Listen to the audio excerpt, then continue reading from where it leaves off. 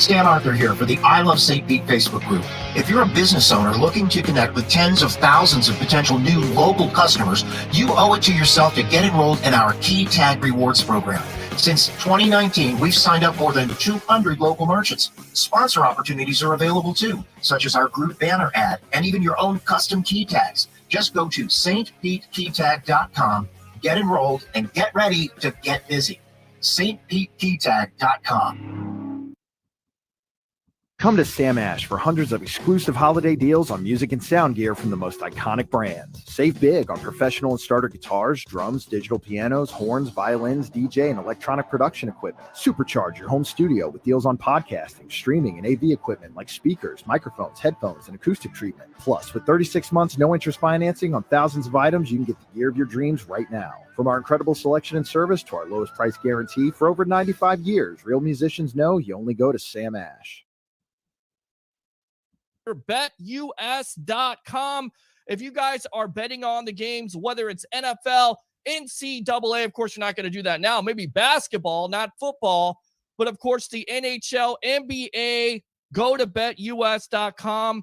You get a 125% sign-up bonus. And also, if you use this code right here, the promo code of TSW22, which, by the way, stands for the sports web, TSW22, or call that number 1-800-69-BET-US. Again, 1-800-69-BET-US, and put in that promo code TSW22, and I would really appreciate that. I've had 27 beers spilled on me.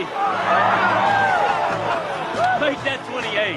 I've only got one place to go before the game. BetUS.com. Sign up at BetUS.com and get the best bonuses in the industry. Say Christmas. Merry Christmas. Say, I love football. Say this. Say Tampa. Bay. Bay. Tampa. Tampa. Tampa Bay. Tampa Bay. Say Tampa. Bay. Bay. Oh my God, she's so smart and she's so precious. I love her to death. Hi guys, thank you very much. I appreciate you taking the time today. It's an exciting moment for me in my life. Something that's obviously very unique to me is it's the first time it's happened in 20 years. Tom Brady is expected to be in Tampa with the Buccaneers. The new jersey I'm wearing, I'm prepared to give them every bit of commitment that I've had my entire career to be the best I could be, to help this team be the best it could be.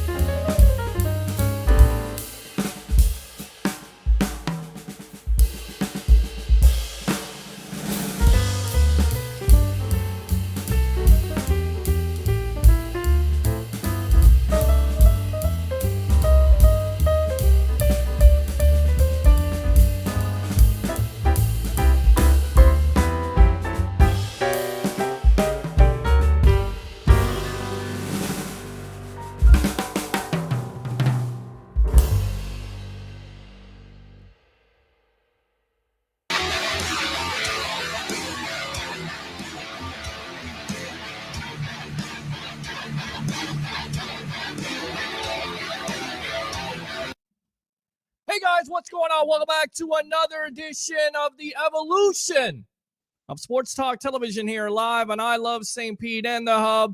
It's the Sports Web. I'm your host, Peter Blake, giving you something to think about. And how do we start this show off, as it is going to be somewhat of an emotional show, right? For everybody here, bring your passion, bring your excitement. Just don't bring any nonsense. On tonight's show, we'll have Harry the Greek, professional handicapper extraordinaire of 1252 Chicago Sports, talking about the big story of the day. And we knew as a Bucs fan base that it was coming. We just thought, and I said we, because I'm included in it, that was going to be another year of Tom Brady, but is made official. Tom Brady has retired from the National Football League. The GOAT 22-year career, which is certainly going to be in the Hall of Fame by 2027 easily. And you look at the man's accomplishments. Again, 22 NFL seasons, of course, 2 with the Tampa Bay Buccaneers. Most touchdown passes in NFL history, 624. Most passing yards in NFL history, 84,520. 243 regular season wins, most in the NFL.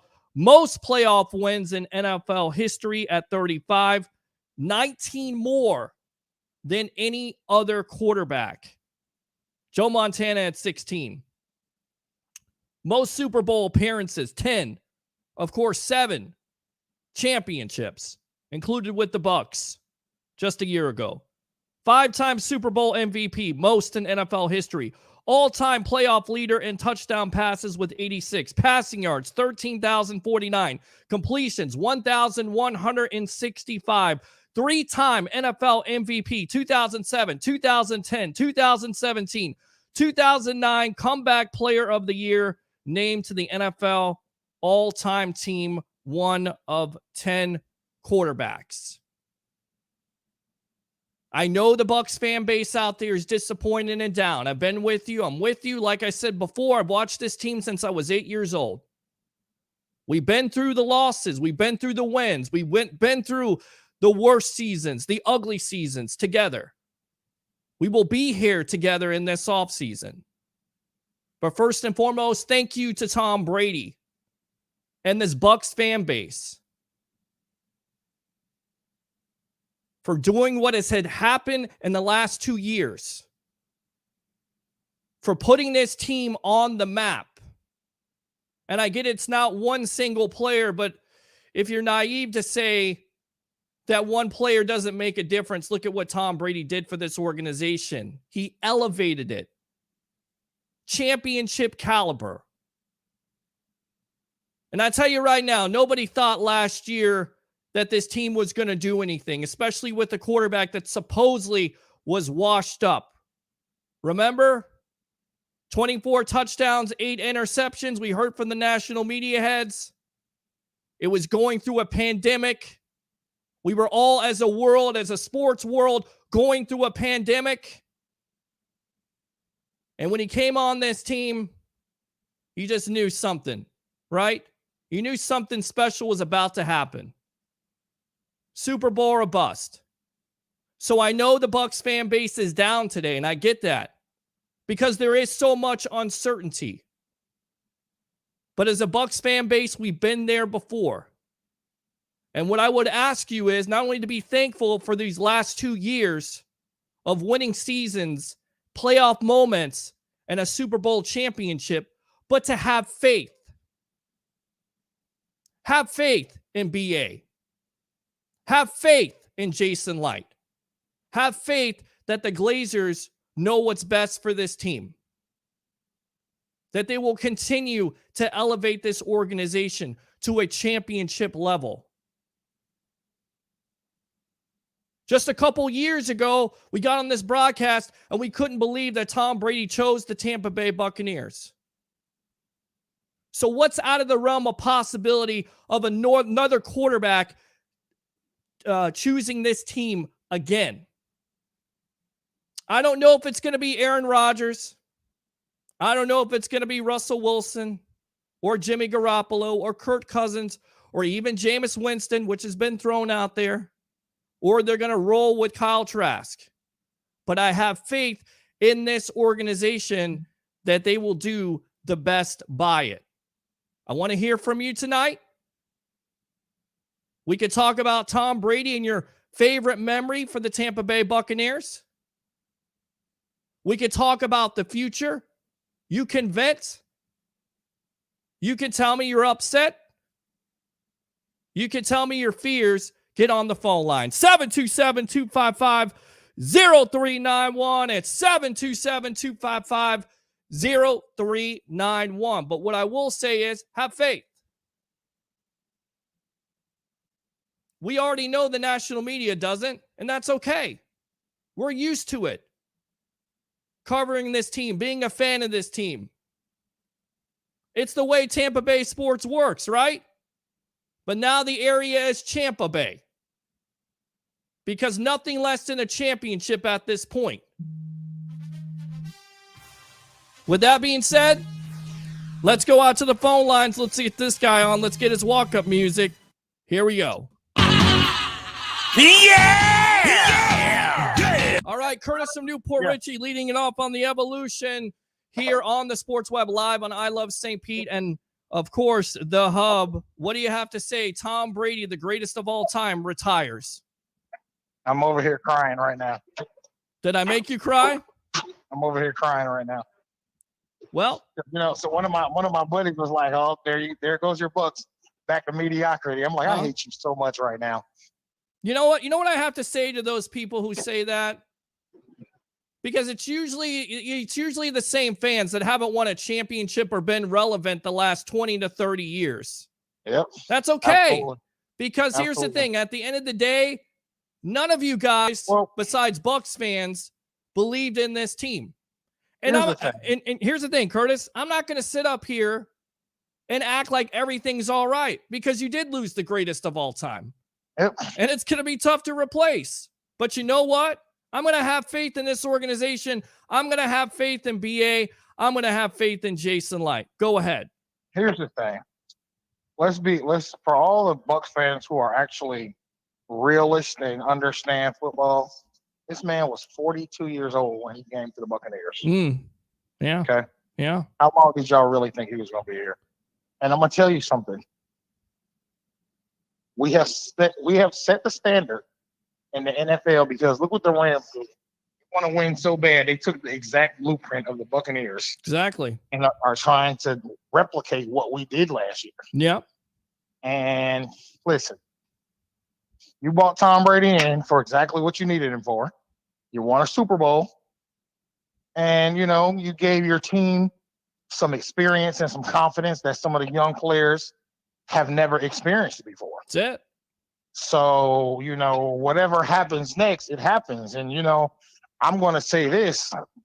Truthfully, I don't want Garoppolo.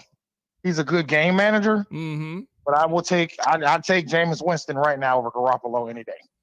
Well, that'll be something we discuss. I will tell you this, doing some research on it, Jimmy Garoppolo may be the quarterback of the Tampa Bay Buccaneers here in the next couple of weeks. I would not be surprised by it, and I'll tell you why in just a little bit. But, people saying, well, this team goes back to being mediocre. They're not going to be a playoff team. Even Vegas has taken their win total down from 11 to 8.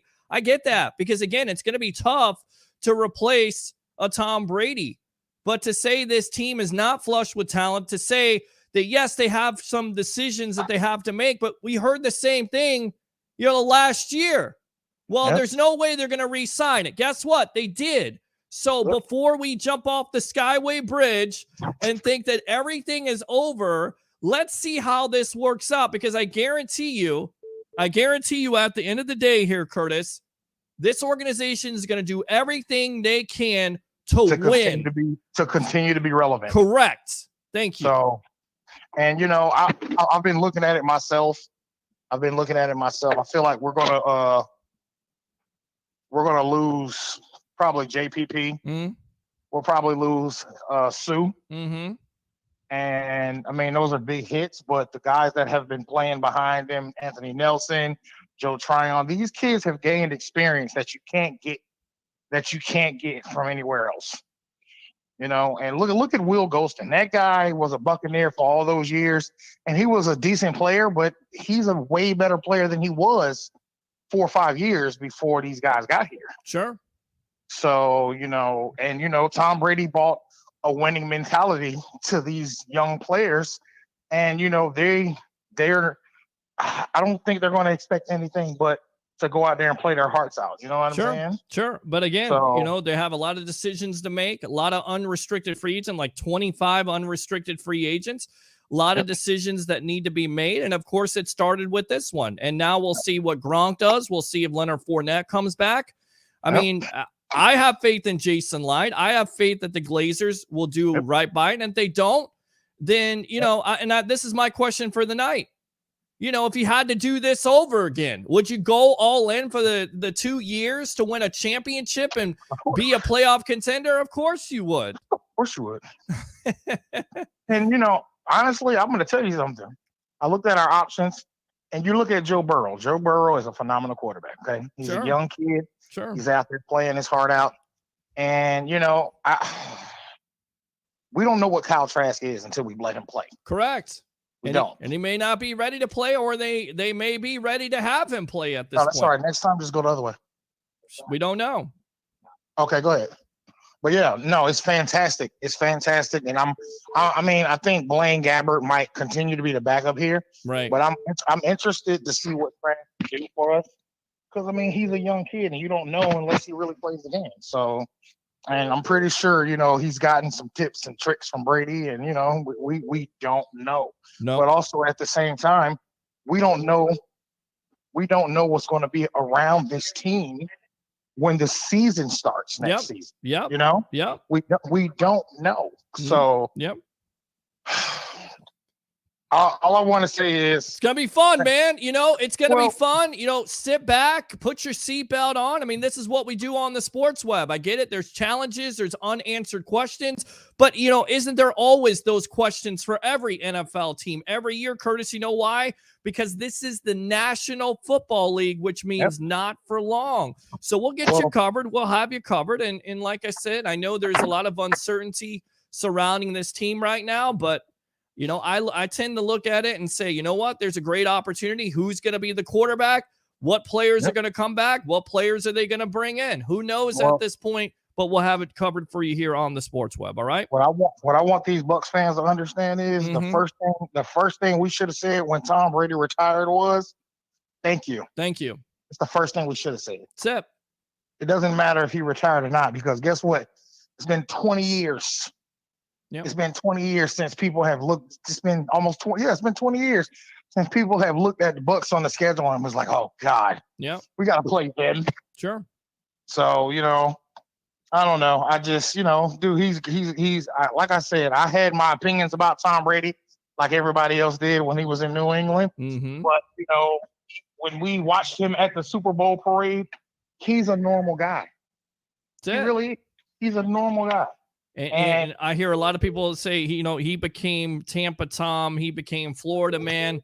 I think this is, how he really was. It was always buttoned up there in New England with Bill Belichick.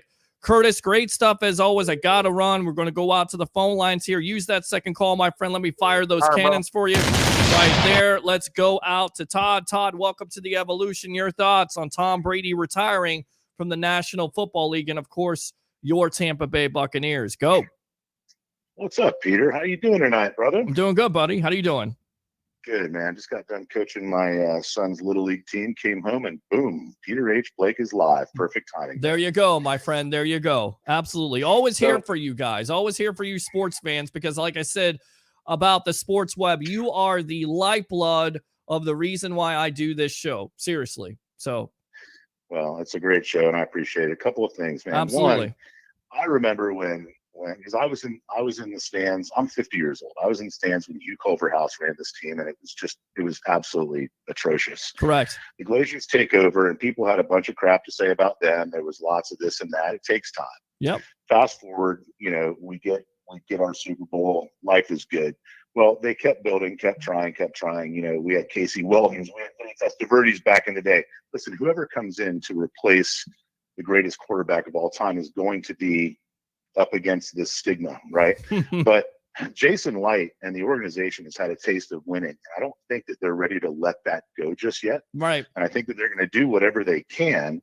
And the other thing that kind of bugs me about these folks that are sort of, I don't want to say up in arms. I mean, everybody's bummed about it. It sucks. There's no getting around that. Just It sucks. Sure. But he was going to retire. It's not like this dude was 30 with 4 Super Bowls and came in and he's like, I think I'm going to go play for another team. That would hurt. Right. That would be devastating. This is a man who dedicated his entire life to winning. Yeah. Plain and simple. Yeah. He came here and he gave us a taste of what that feels like. And more importantly, Peter, he set a standard in the locker room that I don't think that the men who are around are going to they're not going to tolerate anything less. I don't think. Right. I could be wrong, but he set a standard of what it looks like to lead a team with dignity and class and to win. And so I'm excited about what he does next. We know he's going to be in the broadcast booth, right? He has to. Well, I tend to think a lot of people think he's going to coach or be a broadcaster. I tend to think, with his business dealings and all the money he's made, and of course his wife, Giselle, I believe he wants to be an owner one of these days, and I think that's certainly a possibility. So who knows what Tom Brady wants to do? But at the end of the day, I didn't even think about that. Well, I mean, to me, with his business dealings with TB12, with expanding his clothing line and seeing like he's all about business, and at the end of the day, Tom Brady's a boss. Why not have him as an NFL owner at this point? That could definitely be a possibility. That's a great point. My opinion. It's a great point.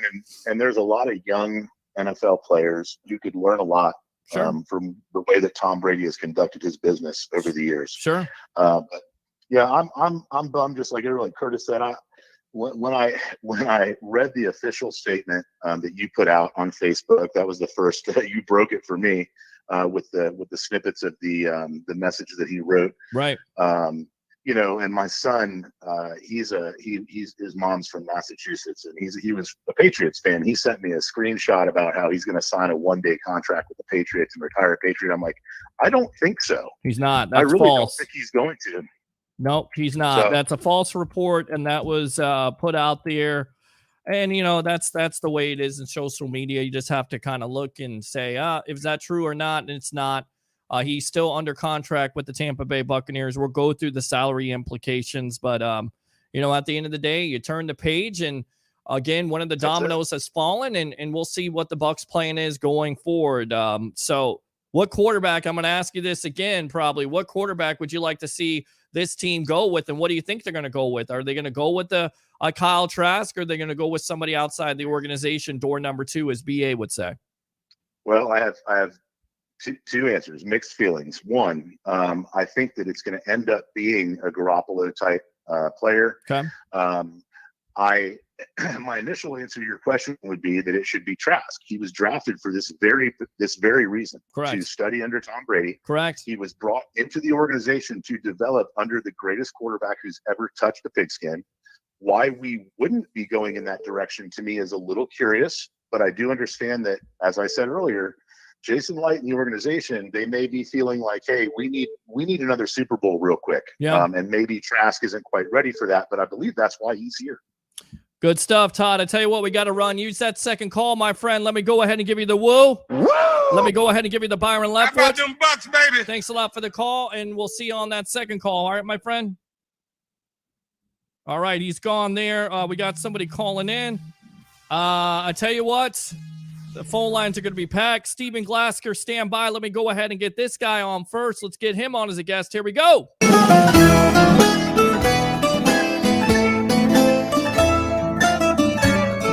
All right, professional handicapper extraordinaire, 1252 Chicago Sports. Mr. Harry the Greek, welcome to the Evolution Superstar, as you are on WFTS Channel 28, doing what you always do. But now you're on the Evolution of Sports Talk Television live on, of course, I Love St. Pete, the hub. Your thoughts.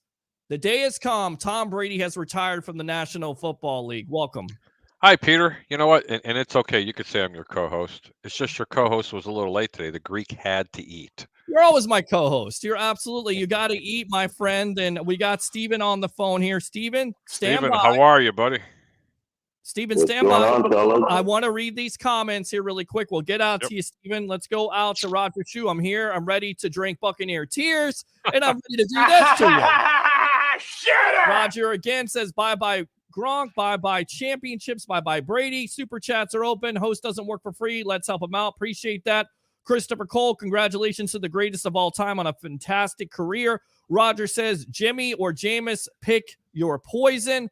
Play the funk. We're not playing the funk tonight. You gotta play the funk, bro. We're not playing the funk. We may play it a little bit later. So thankful for what the organization did for our Buccaneers. Proud of what they did and thankful for TB and his contribution and leadership. GOAT. Roger Shoe says, favorite memory was today when he retired.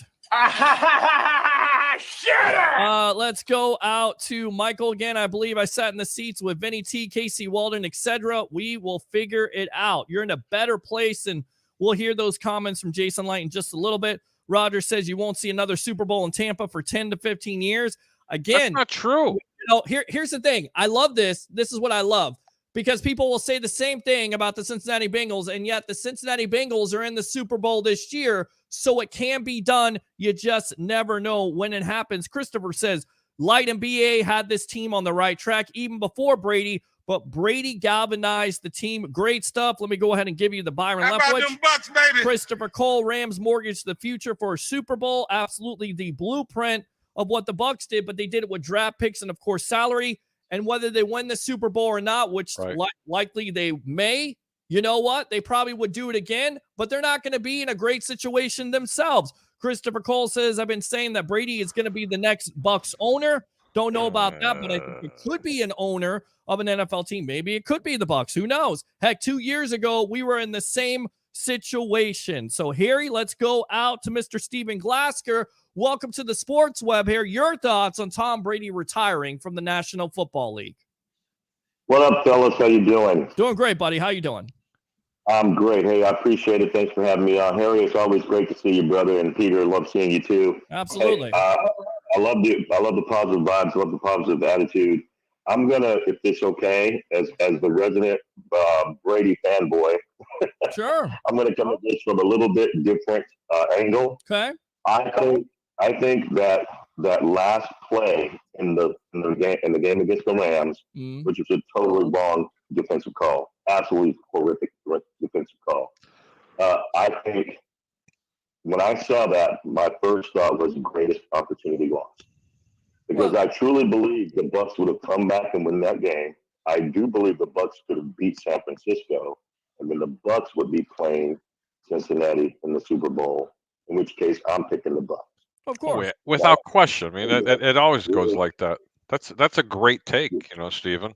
And I understand exactly where you're coming from. But Stephen, from someone that played the game, I'm not sure if you did or not. I'm assuming you did. This game is about breaks and inches.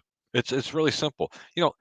I'd rather have. I love talent, but scheme gets you there, and breaks get you there. I mean, Tom Brady caught himself a personal foul. It was the first time in his NFL career that it ever happened. Okay. So it was almost like all the stars and moons lined up against this team for that very one game. But you know what? If he had to retire, yes, it would have been great to see him retire when he was going to the Super Bowl and winning it. But let's not forget the momentum that he had, the willingness and the will to bring this team back into the fourth quarter, being down that many points and just come this close to winning. Let me tell you something. That was far short of greatness. Okay. Because honestly, that's not what they're going to remember Tom Brady for. They're going to remember Tom Brady in Tampa for two things. The 2 seasons that they gave him were by far, not by little, the best 2 seasons that this franchise has ever had. And that includes that 2002 season. I didn't say that team was better than the 2002 season, but it gave that much hope, and they taught this organization how to win again. Yeah, absolutely. And I think you look at his record in those 2 seasons, 29-10, 40 touchdowns. His first year, 43, still playing at a high level. And I get it. It would be easy to sit here and say, you know what? It would have been nice for that defense to stop them. It would be nice for Tristan Wirfs and Chris Godwin to be back, and maybe they had an opportunity. But that's not reality of the situation, right? That's not how it always is. You don't always have a happy ending when it comes to the National Football League. I keep on saying it. It's not for long. And look, Brady had nothing more to prove. As much as we wanted as fans for him to come back this year, he kind of saw not only the writing on the wall, because there's going to be big time changes. I'm not going to say the Bucs can't still be competitive, especially in that NFC South. Well, they're going to be, though, Peter. Right. And I need to interject here because I didn't catch the beginning part of the show. This team's going to be super competitive. Buck fans, you guys got to do yourself a favor. You got to take a thing called a Xanax. And, a matter of fact, just take 2 of them. This is not the end of the world, okay? No. This is still a really good football team. They're not dismantling it. You are going to get younger quicker. Yes, you're going to need to find a tight end. Yes, you're going to need to find another running back. Yes, you're going to have to find another wide receiver. Let me repeat it again. Another wide receiver you're going to need to find. Because Chris Godwin, if it was me, I am not backing the truck up and to pay this man. He's coming off an ACL. In order for me to pay Chris Godwin, he's going to have to give me a team-friendly deal. And I don't think he's going to do that. And let me tell you why, Steven, Peter, and everybody else that's watching. This is really simple. Because he allowed them to go ahead and franchise him last year just so he had an opportunity, let me repeat it, an opportunity to win a second Super Bowl. That trust for Godwin was going to be a lot more with Brady than it's going to be with another quarterback. But since I brought that up, and I'm going to be a little loquacious here, but I promise you I'm going to get to the point. Here's your free agent quarterbacks coming up in the 2022 season. Okay. Ben Roethlisberger, who retired. Ryan Fitzpatrick, sorry, Steven. Andy Dalton, Cam Newton, Tyrod Taylor, Jameis Winston. Let me get back to this. I'm going to go back and why I like this. Jacoby Brissett, Teddy Bridgewater, Marcus Mariota, Joe Flacco, retired. Mitchell Trubisky, Tim Boyle, Blaine Gabbert, Chad Henne, Brandon Allen, Mike Glennon, A.J. McCarron, Geno Smith. Listen, Colt McCoy, Chase Daniels, Brian Hoyer. Nothing here. Nothing is exciting you. But hold on. Did you guys notice I didn't mention a couple of names? Let me tell you the names I didn't mention.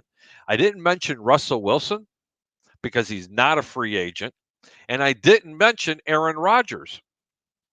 Do you know why I didn't mention Aaron Rodgers? Because he doesn't have he's let me tell you something. To get Aaron Rodgers out of Green Bay when they renegotiated his contract this past year, it will take an act of Congress. And you do not sell your soul to the devil to get a 33 or 35 or 38-year-old quarterback, however old he is, who's on the other end of the pendulum as far as talents are in the National Football League. Okay? And plus, Can I interject? Yeah, go for it. Go ahead, Steve. Here's the deal. Okay. Harry, I love you. Okay, and I still have my season tickets, Bucks fan, so I haven't given up hope either. However, I want to say this. We're not getting Aaron Rodgers, and we're not getting Russell Wilson. It has nothing to do with any of that stuff necessarily that Harry talked about. It comes down to this. The Bucks are supposed to play Seattle in 2022. They're also supposed to play Green Bay in 2022. Green Bay and Seattle are not releasing their quarterbacks to the Tampa Bay Buccaneers to kick their ass when they play them this upcoming season. That's just not going to happen. If Tampa Bay gave them a premier, if Tampa Bay gave, hold on, Steve, if Tampa Bay gave Seattle or Green Bay 2 or 3 number 1 draft picks and a player that's on the active roster, they don't care if they play him 5 times. That's how you build an organization. But this is the reason why Rodgers ain't coming to Tampa. Rodgers is not a pending free agent. He and the Packers, they agreed to restructure their contract last summer. And in that deal, a void year was added for 2023, meaning he wouldn't be able to enter free agency and be eligible for a franchise tag after next season anyway. Right, and I think, honestly, I think Steven's on to a point, and you're absolutely right about that, Harry. We're on with Harry, the Greek professional handicapper extraordinaire, 1252 Chicago Sports. It's the Sports Web. I'm your host, Peter Blake, giving you something to think about. I don't think Green Bay is going to trade him. Yes, absolutely. I don't think Green Bay is going to trade him to an NFC rival. I think if they're going to trade him, and I expect them. Oh, I think he's gone, Peter. Hold Denver on. Broncos, somebody like that, to me. I honestly think that Aaron Rodgers is gone. They would prefer that he didn't go to an NFC team. But if there's an NFC team that would be stupid enough to give this team 3 number 1 draft picks, they don't care if they put them on the Chicago Bears. I'm telling you, that team is going to take the draft capital because they're not in love with Andrew Luck. Not Andrew Luck, but Jordan Love. They are not in love with this quarterback. They know they're going to have to address it. But there's some really good free agents. And Steven, what's wrong? I heard you chuckle when I said something about Jameis Winston. If you really think about something, I'm going to give you something to think about. Let me give you something to think about here. I'm not a Jameis Winston fan, but Carson Palmer said it back in 2017. Carson Palmer said, in your very first year with Bruce Arians as a quarterback, you will throw more interceptions than you ever have. It's year 2. It took Tom Brady, the greatest of all time, 12 weeks in the 2021 season before he became comfortable in this offense. Okay? It honestly took him that long. That man didn't play good quarterback play until week 12. You know that. I know that because they weren't playing very well in the first half. Then this team started to take off and roll. So let me ask you a question. Jameis Winston was in that program for the longest time. Why not bring him back? If you cut his interceptions to 15 and you still throw 30 touchdown passes, you have a perennial playoff team in a very weak division. On the other flip side of the coin, why did they have to look outside their organization, Steve, or Peter, or anybody out there, other than to get Blaine Gabbert, who's been in the system since 2017? I mean, okay. I get it. I get the point. Go ahead, Steve. I hear what you're saying. I hear what you're saying, but I listened to Jason White's press conference today, that he did online just a little bit ago, and he is not talking like somebody. Now he said they're gonna look at everything, which is smart to say. But what else is he going to say, Steven? No, but he seems very happy with Kyle Trask, and I agree with the last caller that Peter had. Let the kid start. Not this year. He's been studying all year. He's been under the greatest of all time. He's got a big arm. Let's see what this kid can do. He wasn't active on game days, guys. Let's. I'm waiting for Steven and people out there to go ahead and defend them. Look, I am not dissing, and I'm not throwing shade over Kyle Trask. He's not ready. You do not put – this is not the Chicago Bears where you're going to throw Justin Fields in the action. You're talking about a perennial Super Bowl team that has a chance of making it there. You put Kyle Trask in there, you now just rebuilt, okay? You don't put him in yet. You put a seasoned veteran who knows this offense. Kyle Trask, can anybody tell me, and I don't know this answer, but every time I looked at the active roster, he wasn't activated for game day. So what is he learning? How to hold a clipboard for Tom Brady in practice? Well, look, to be fair, we don't know if BA wants this kid to start right away. I think it comes down to what they can do, and you're exactly right. It comes down to also the draft capital that they may have to give up for a Russell Wilson if they're exploring that possibility, and Aaron Rodgers, Jimmy Garoppolo. We'll get back to Garoppolo in a moment because there's – What about Matt Ryan? Well, I mean, Matt Ryan's salary, I think that's what it comes down to. That's what we're talking about right now. And I'll tell you why Jimmy Garoppolo makes the most sense in just a little bit. Steven, what else? I agree with you, man. Of all the people that Harry reached into the bargain bin to get from Target, I would settle for Jimmy G because Jimmy G is the most ready, I think. He's a winner. He's not the greatest. He doesn't have the biggest arm, but he can do the check downs. He can read defenses, kind of sometimes. Yeah. And of all the people that you mentioned, he seems the most sensible, and he'd be the most affordable. And I'll tell you right now, I think Jameis Winston is certainly a possibility. I don't think it's for this organization, but he makes a valid point. He does know this offense. It's not a bad idea. No, if you really digest what I'm saying, does the guy know this offense? Yes, he even knows the defense because he threw it to him 100 times in that year. I feel like I don't see it happening here. I think they've turned the page. They want to go with something different. No. I get it, but they don't even have to look outside this organization. Look, Steven, Peter, everybody else that's out there, if you don't have to spend $40 million a year on a quarterback, stay with what you have. You put Blaine Gabbert in there. You find yourself a premier tight end because you're not going to find it in this draft class because these tight ends suck this year coming out of the draft. You have got to go out and find yourself a good tight end in the draft. You can draft a running back in the 3rd, 4th, even the 5th round and find yourself a couple of gems. You put yourself one wide receiver. You draft a wide receiver in that first round. You move up and you get him. You want to give up draft capital? Go out and get one of these stud wide receivers in the first round. Find a tight end in the draft and go ahead and draft a late round or two and a running back. You have now fixed this team. This team will move forward. I guarantee you. Yeah, the Bucs win the division this year. Period. And anything can happen. And Jimmy Garoppolo, sorry guys, he's not the answer for this team. He can't throw a ball 35 yards downfield. And this is the risk it, no biscuit. You bring Jimmy G in this system. You bring Jimmy. Wait a minute. I'm not ready to say that about Jimmy G. I'm not. I am. He doesn't know. Go back to what Carson Palmer said, Peter. Yeah. In 2017. This guy, yes, he quietly threw for 4,000 yards this year. Let's not forget that.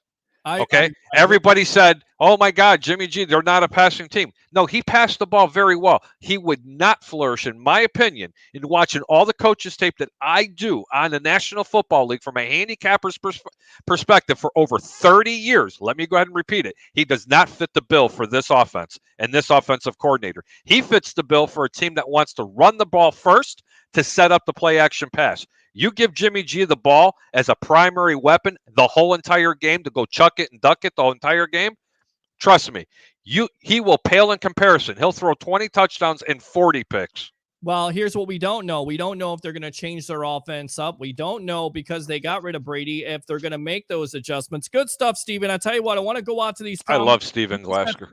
Call if you want to. Want to read some good stuff here, Steven. Let me go ahead and give you the Byron Leftwich. Bucks, baby? Let's go ahead, get these comments, and then we'll get into the gambling lines of who Las Vegas thinks the Bucks are going to take a chance on here. Let's see. Heck of a 2 years. We were in the Heck, 2 years ago we were in the same situation. Facebook user, go ahead and type in that link. They just said he wasn't going to retire. That was the talk. Now you're reporting it was that quick. It was just the weekend. Yes. The report was from Adam Schefter and Jeff Darlington of ESPN that they had a source that Brady was going to retire. He came out last night on his Let's Go podcast and said that he's going to make his decision. And of course, he made it today. He made it on, his own terms. Evan says, I can't prove it, but I think family matters made Brady retire. No one walks away this good with so much left in the tank. And I goes back to last week, ladies and gentlemen, when he said, she hurts when I get hit. I need to be there for a father. You can understand this, where it's coming from. Joshua Cole Allen, a Pewter Report. Stand by. Let me read the rest of these comments. We'll go out to you here in just a moment. Stand by. Definitely family is in it. And when you're away from your family the majority of your life, don't you want to see your kids grow up? Don't you want to be there for your kids? Don't you want to be there for your wife? Absolutely. So we have to look at that situation too. And as I always say, take it from somebody who doesn't have a wife. Happy wife, happy life. Even I know that, and I'm a single man. All right. Roger Shoe says Giselle told him he's done. Roger again, like Harry always says, Brady said, yes, dear. Brian says, no disrespect. Lay off the Jameis stuff. We don't lay off that stuff here on the Evolution of Sports Talk Television. We never, ever stop talking about other quarterbacks. We open our mind. Now, you can disagree with us at the end of the day. I'll give you that, and I'm not going to block you unless you disrespect me, but everything is open on the Evolution of Sports Talk Television. Tapasso says the Brady effect when he's gone. Tapacio, what's up? Brian says Derek Carr. That's certainly not a free agent. That would be what? Only has one more year, but that would be his contract. That would still cost too much money to go ahead and get him from draft capital. Let me tell you something. David Carr here. Derek Carr. Derek Carr. Here, let me look around. Super Bowl bound with him. Oh, I agree. I absolutely agree. And it depends on they draft Josh McDaniels. So if you're move up in the draft and get the best wide receiver they have in that draft. In the later rounds, go ahead and find themselves a nice little running back. And in your middle rounds, start plugging in the holes in some of the age for the defense. All right. Roger Shoe says Jameis comes home. Jameis is revenge. Rick says, why not give Trask a shot? Again, I'm open to it. It sounds like they're going to explore every avenue. That's Jason Light's words. We've heard BA say, you know what? I'm comfortable with Trask and possibly Blaine Gabbert. but it may be a case of door number 2. We just Anybody, don't know. I'll tell you what, I'll give anybody in your audience, including you, 2-1 on your money if Kyle Trask starts the year. And this is how confident I am they're not going to let him start this year, Peter. You ready? Yeah. If they were that confident, they said, we drafted a quarterback for that reason. Wow. That never came out of Jason Light's mouth. Now, you ask the Chicago Bears, hey, who's going to be the starting quarterback this year? Guarantee you they're going to say, Justin Fields. Right. They drafted him to play football. Right. Okay. But there's a difference between the Chicago Bears and the Tampa Bay Buccaneers. The Bears are a good team. The Bucs are a great team. There is a huge difference. And you don't want to make those, you do not want to make those kind of mistakes right now. And plus, Kyle Trask was holding a clipboard in practice because that's all he was doing. He wasn't even there for game days, hardly. Well, to that same point, there was a quarterback that sat behind a guy by the name of Alex Smith, and in his second year made some things happen. Now, I'm not comparing the two, but Patrick Mahomes did not too bad. So, hey, can I give you a little insight on that? Yeah, sure. Go ahead. Okay, I want you to name one quarterback. And again, I'm not being indicting. Thank you, Tom Brady, for what you've done in the Tampa Bay organization. Sure. He had a propensity of not wanting to mentor younger quarterbacks, just like Aaron Rodgers. They're not all Brett Favre's. They're not all Joe Montana's. And you know what? It doesn't make them a bad guy. Okay. They just have their willingness to win, and they don't like people sitting behind them. And that is, if there was one bad thing about Tom Brady, that's the only thing I can honestly say, because he didn't like doing it in New England. And that's not going to, a leopard ain't going to change his spots. Trust me, not that quick. I don't know on that situation, but what I do know as coach of the team, he was a quarterback whisperer who worked with young quarterbacks in the past, and a Ben Roethlisberger, and a Peyton Manning, and an Andrew Luck. So he does have a little bit of experience himself, and there's a reason why this team drafted a Kyle Trask out of Florida second round, because, again, they may have a lot of confidence in him. We'll see what this team does in the future. Can't really point it out. We'll get out to Joshua Coallen in a moment. Stand by, my friend. Read the rest of these comments. Roger Shue says, believe in the Greek. Queen Anita Newell, I will go ahead and fire those cannons to you. Thank you very much for tuning in to the Evolution. Cats 2012 NC. Brady retired because the Bucs have too many holes to fill, in my opinion. If Godwin didn't get injured and Brown didn't go whack job and Wirfs didn't get hurt, things would be different. Too many free agents leaving, but that's the reason. That's what you get when you go all in. I mean, again, you go all in. The window is open for the 2 years, and then basically that window kind of closed. So I think it's more or less than a family decision at that point, more than a personnel decision. But I may be By the wrong. way, before everybody starts beating me up about the negativity with Brady, Yeah, I'm allowed to do that. Let me explain why. Yes. I do root for the Buccaneers. Am I a Buccaneer fan? Yes, as a fan. Sure. But I will bet against them, and I also will bet on them, because I don't bet with this. I bet what's between here. But in regards to the Tom Brady accusations, there have been quarterbacks that have actually said that. That was his only downfall. There was media outlets that talked about that when they were in New England. Now, could he have mentored Trask? I don't know. I'm just telling you what the Jimmy G's of this world have said, what the Brian Hoyers have said. It wasn't because Tom Brady was sitting over there with a clipboard going, hey, man, I think you really need to do it this way. Yeah. Okay, that's how mentoring is done. Sure. You want to talk about great mentors? Talk about some of the greatest quarterbacks that ever played the game. Dan Marino, decent mentor, not a great mentor. People love backing him up, but they never had a chance to start. Alex Smith, another one who took the time and patience to do it. Joe Montana was one of the best mentors around the way. I'm just telling you what people have said in the National Football League. It doesn't make Tom a bad guy. Right. Again, his focus on the game. And again, I don't know if he was mentored or not. Your bridge quarterback should be Blaine Gabbert. Mm-hmm. You don't have to spend any extra money. You're going to have to re-sign him. Okay. To bring it into Trask. Maybe Trask will be ready later on in the year. I think Trask is a better quarterback than Blaine Gabbert. But at this point in time in his career, not yet. Well, we hear from Jason Light tonight that he likes Trask over anybody in this 2022 draft class. Can't blame him. We'll get out to Joshua Cole Allen after I read these comments. Starting Trask next season is like opening the microwave door at 10 seconds left on your pizza pocket. Still cold. Look, I've done that plenty of times. That's why I got an air fryer. Tom Pasio says, Cat, yes. Cat Sonic leaving. Why are you leaving? Don't leave. Brian, how do you know that? He had the best stats in the NCAA his final year. Roger Sue says Teddy Bridgewater to the Bucks. Laugh out loud. Alex says he's right. Trask is not ready. Steven says, I think it had more to do with the disarray on the team. Brady constantly talked about the need to focus, and LVD even admitted to some turmoil behind the scenes. That could have been Antonio Brown. We don't know. Christopher Cole, Winston has burnt too many bridges, but who knows what is going on. I never will rule anything out. Oh, I don't think he's going to come back.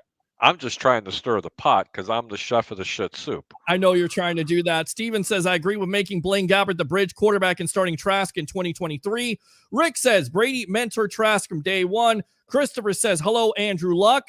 I think that's a possibility that nobody has talked about. He just, retired a couple years ago. People say, well, he's not in great shape. Maybe BA talks to him. Who knows? Again, he called him the night he got drafted, told him to come over when he got to Tampa so they could start throwing.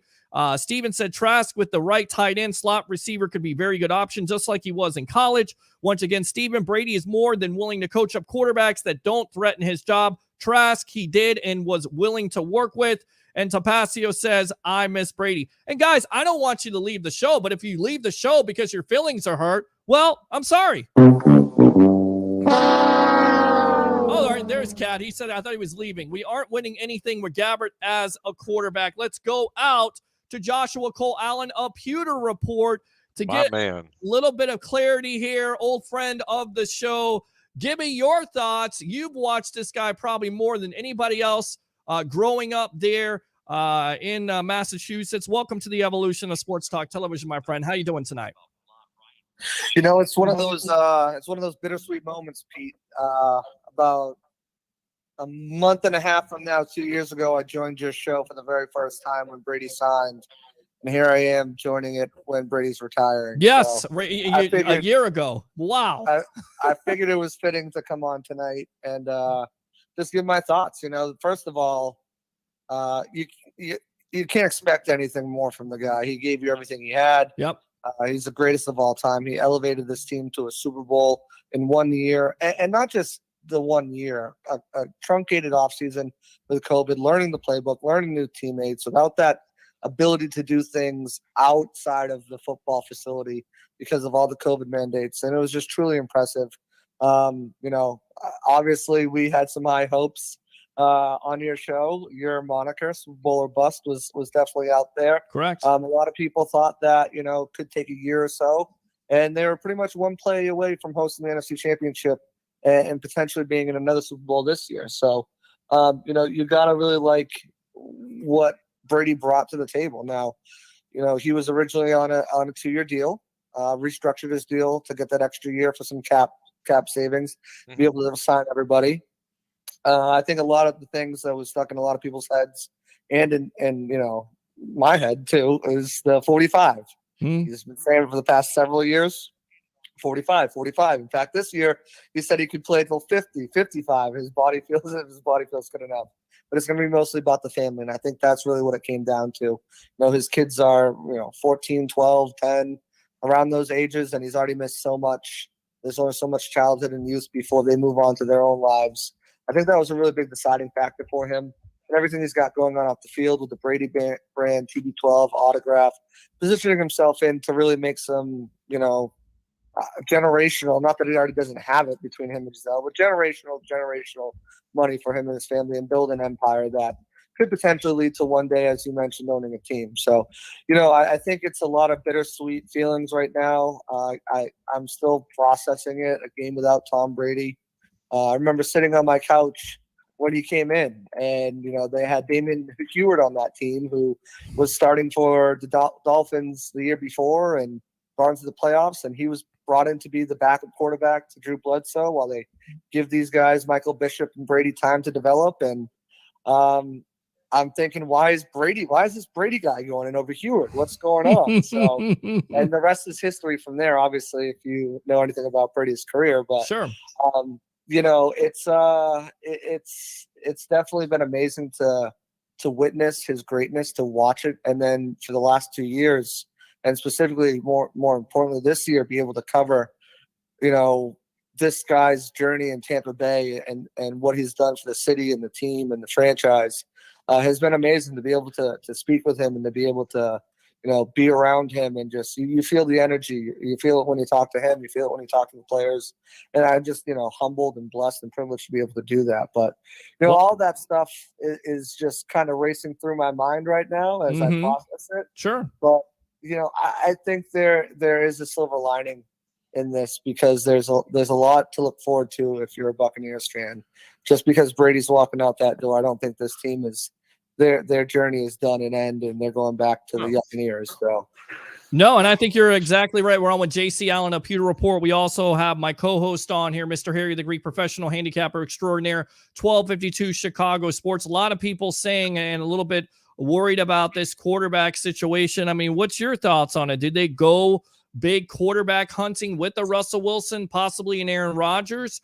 Or could you see them getting a guy like a Teddy Bridgewater, which was rumored when Brady was in that situation where if they didn't get Tom Brady, it would possibly be a Teddy Bridgewater over a Jameis Winston. Even my co-host said Jameis Winston, he knows the offense. This year, 13 touchdowns, 3 interceptions in that Saints offense. He knows it. What's your opinion on what the Bucs should do here coming up in the next couple of months for their quarterback situation?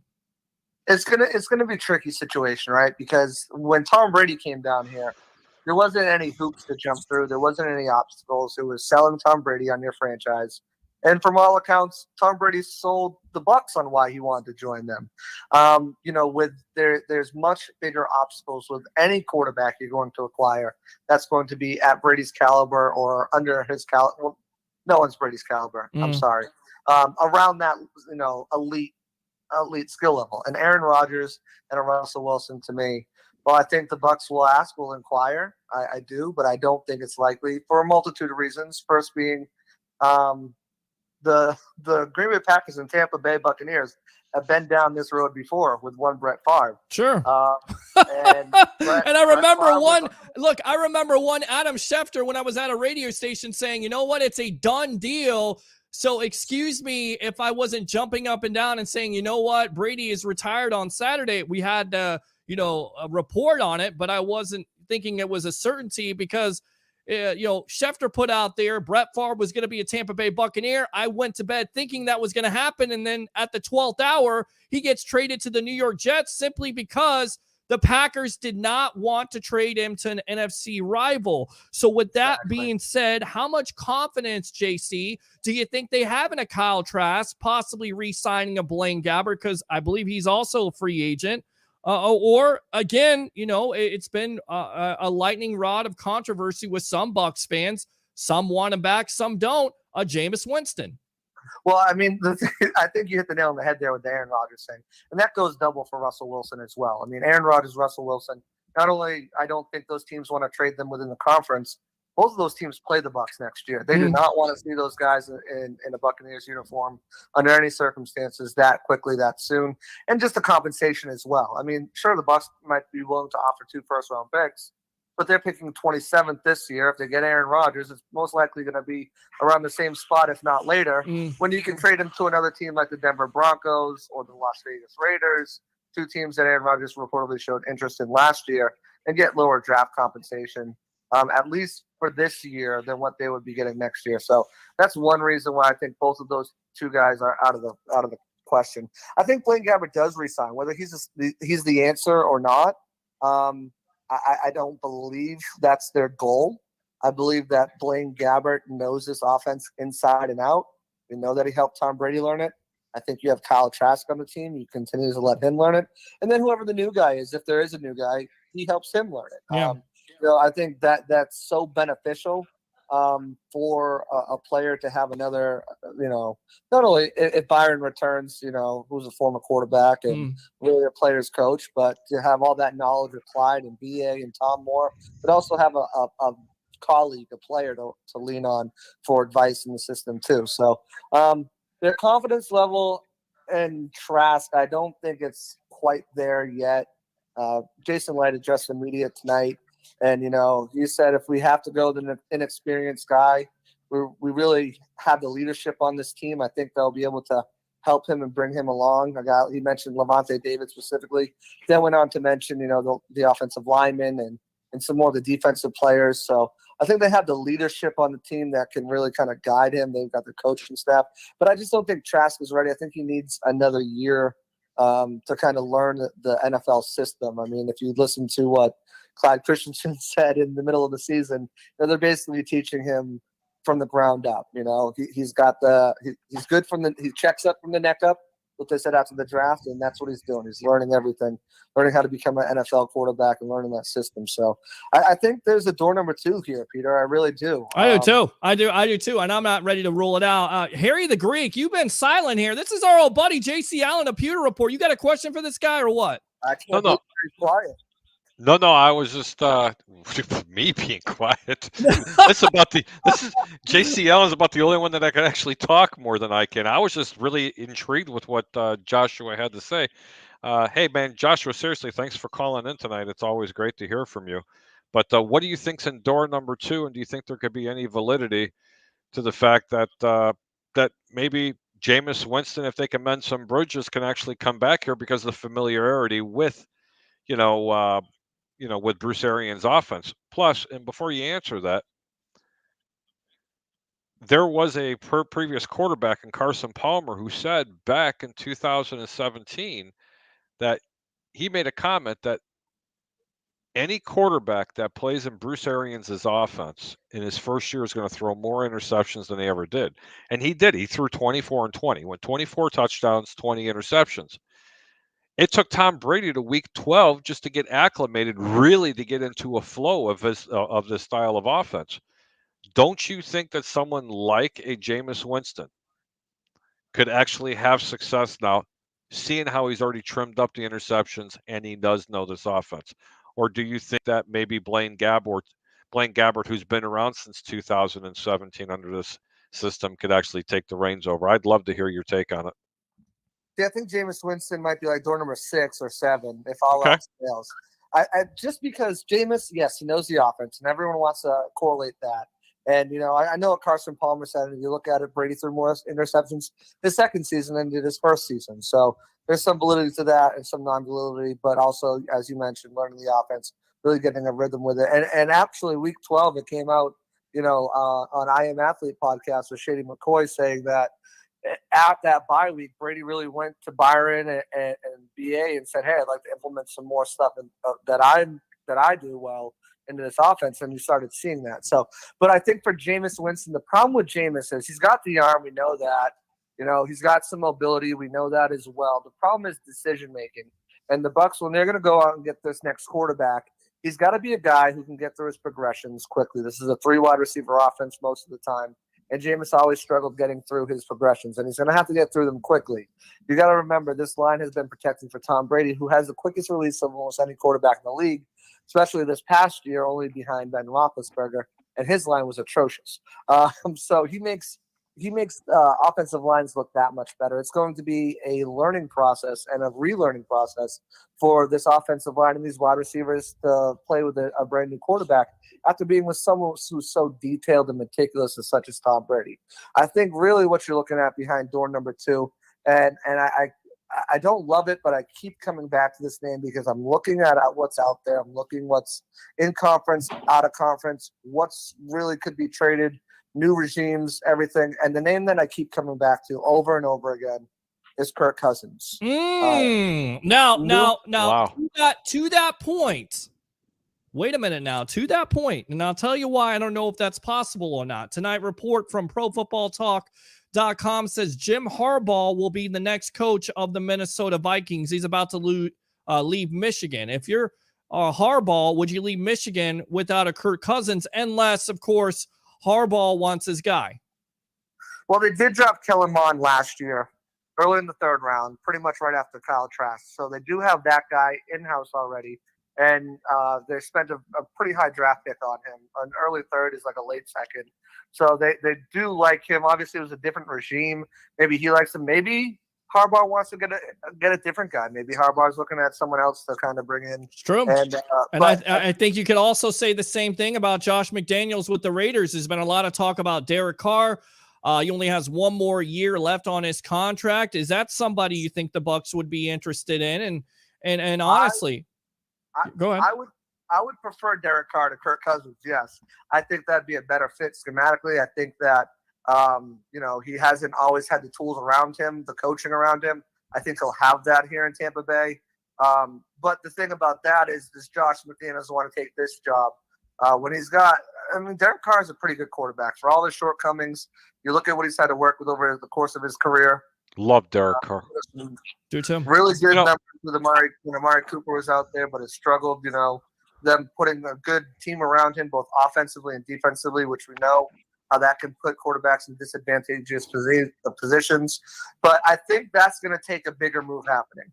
And we talked about Aaron Rodgers, and last year was reported again, Vegas and Denver. Obviously, Nathaniel Hackett's out in Denver. Vegas is about an hour and a half, even shorter plane helicopter ride out to L.A., where I believe his fiance lives. So, I think that could be a draw for him as well. And he just looks like a Vegas type of guy too. Yep. So if that's the case, I could see them maybe, or maybe Josh McDaniels goes after a Russell Wilson type as well. And then they move on from Derek Carr. But I don't think Josh is taking that job and moving Derek Carr unless he's got a solid replacement in mind. Maybe they go after Deshaun Watson. That if things clear up, that relationship with Nick Caserio, maybe that plays into a part of it. But I mean, I think if I'm the Bucs, realistically, Rodgers, Russell, door number 1 and 2, those aren't realistic options. I think Derek Carr, if he becomes available, is door number 1 for you. Kirk Cousins is probably door number 2. Matt Ryan would be amazing, but the Falcons are never trading him to the Bucs. Yeah, there you go.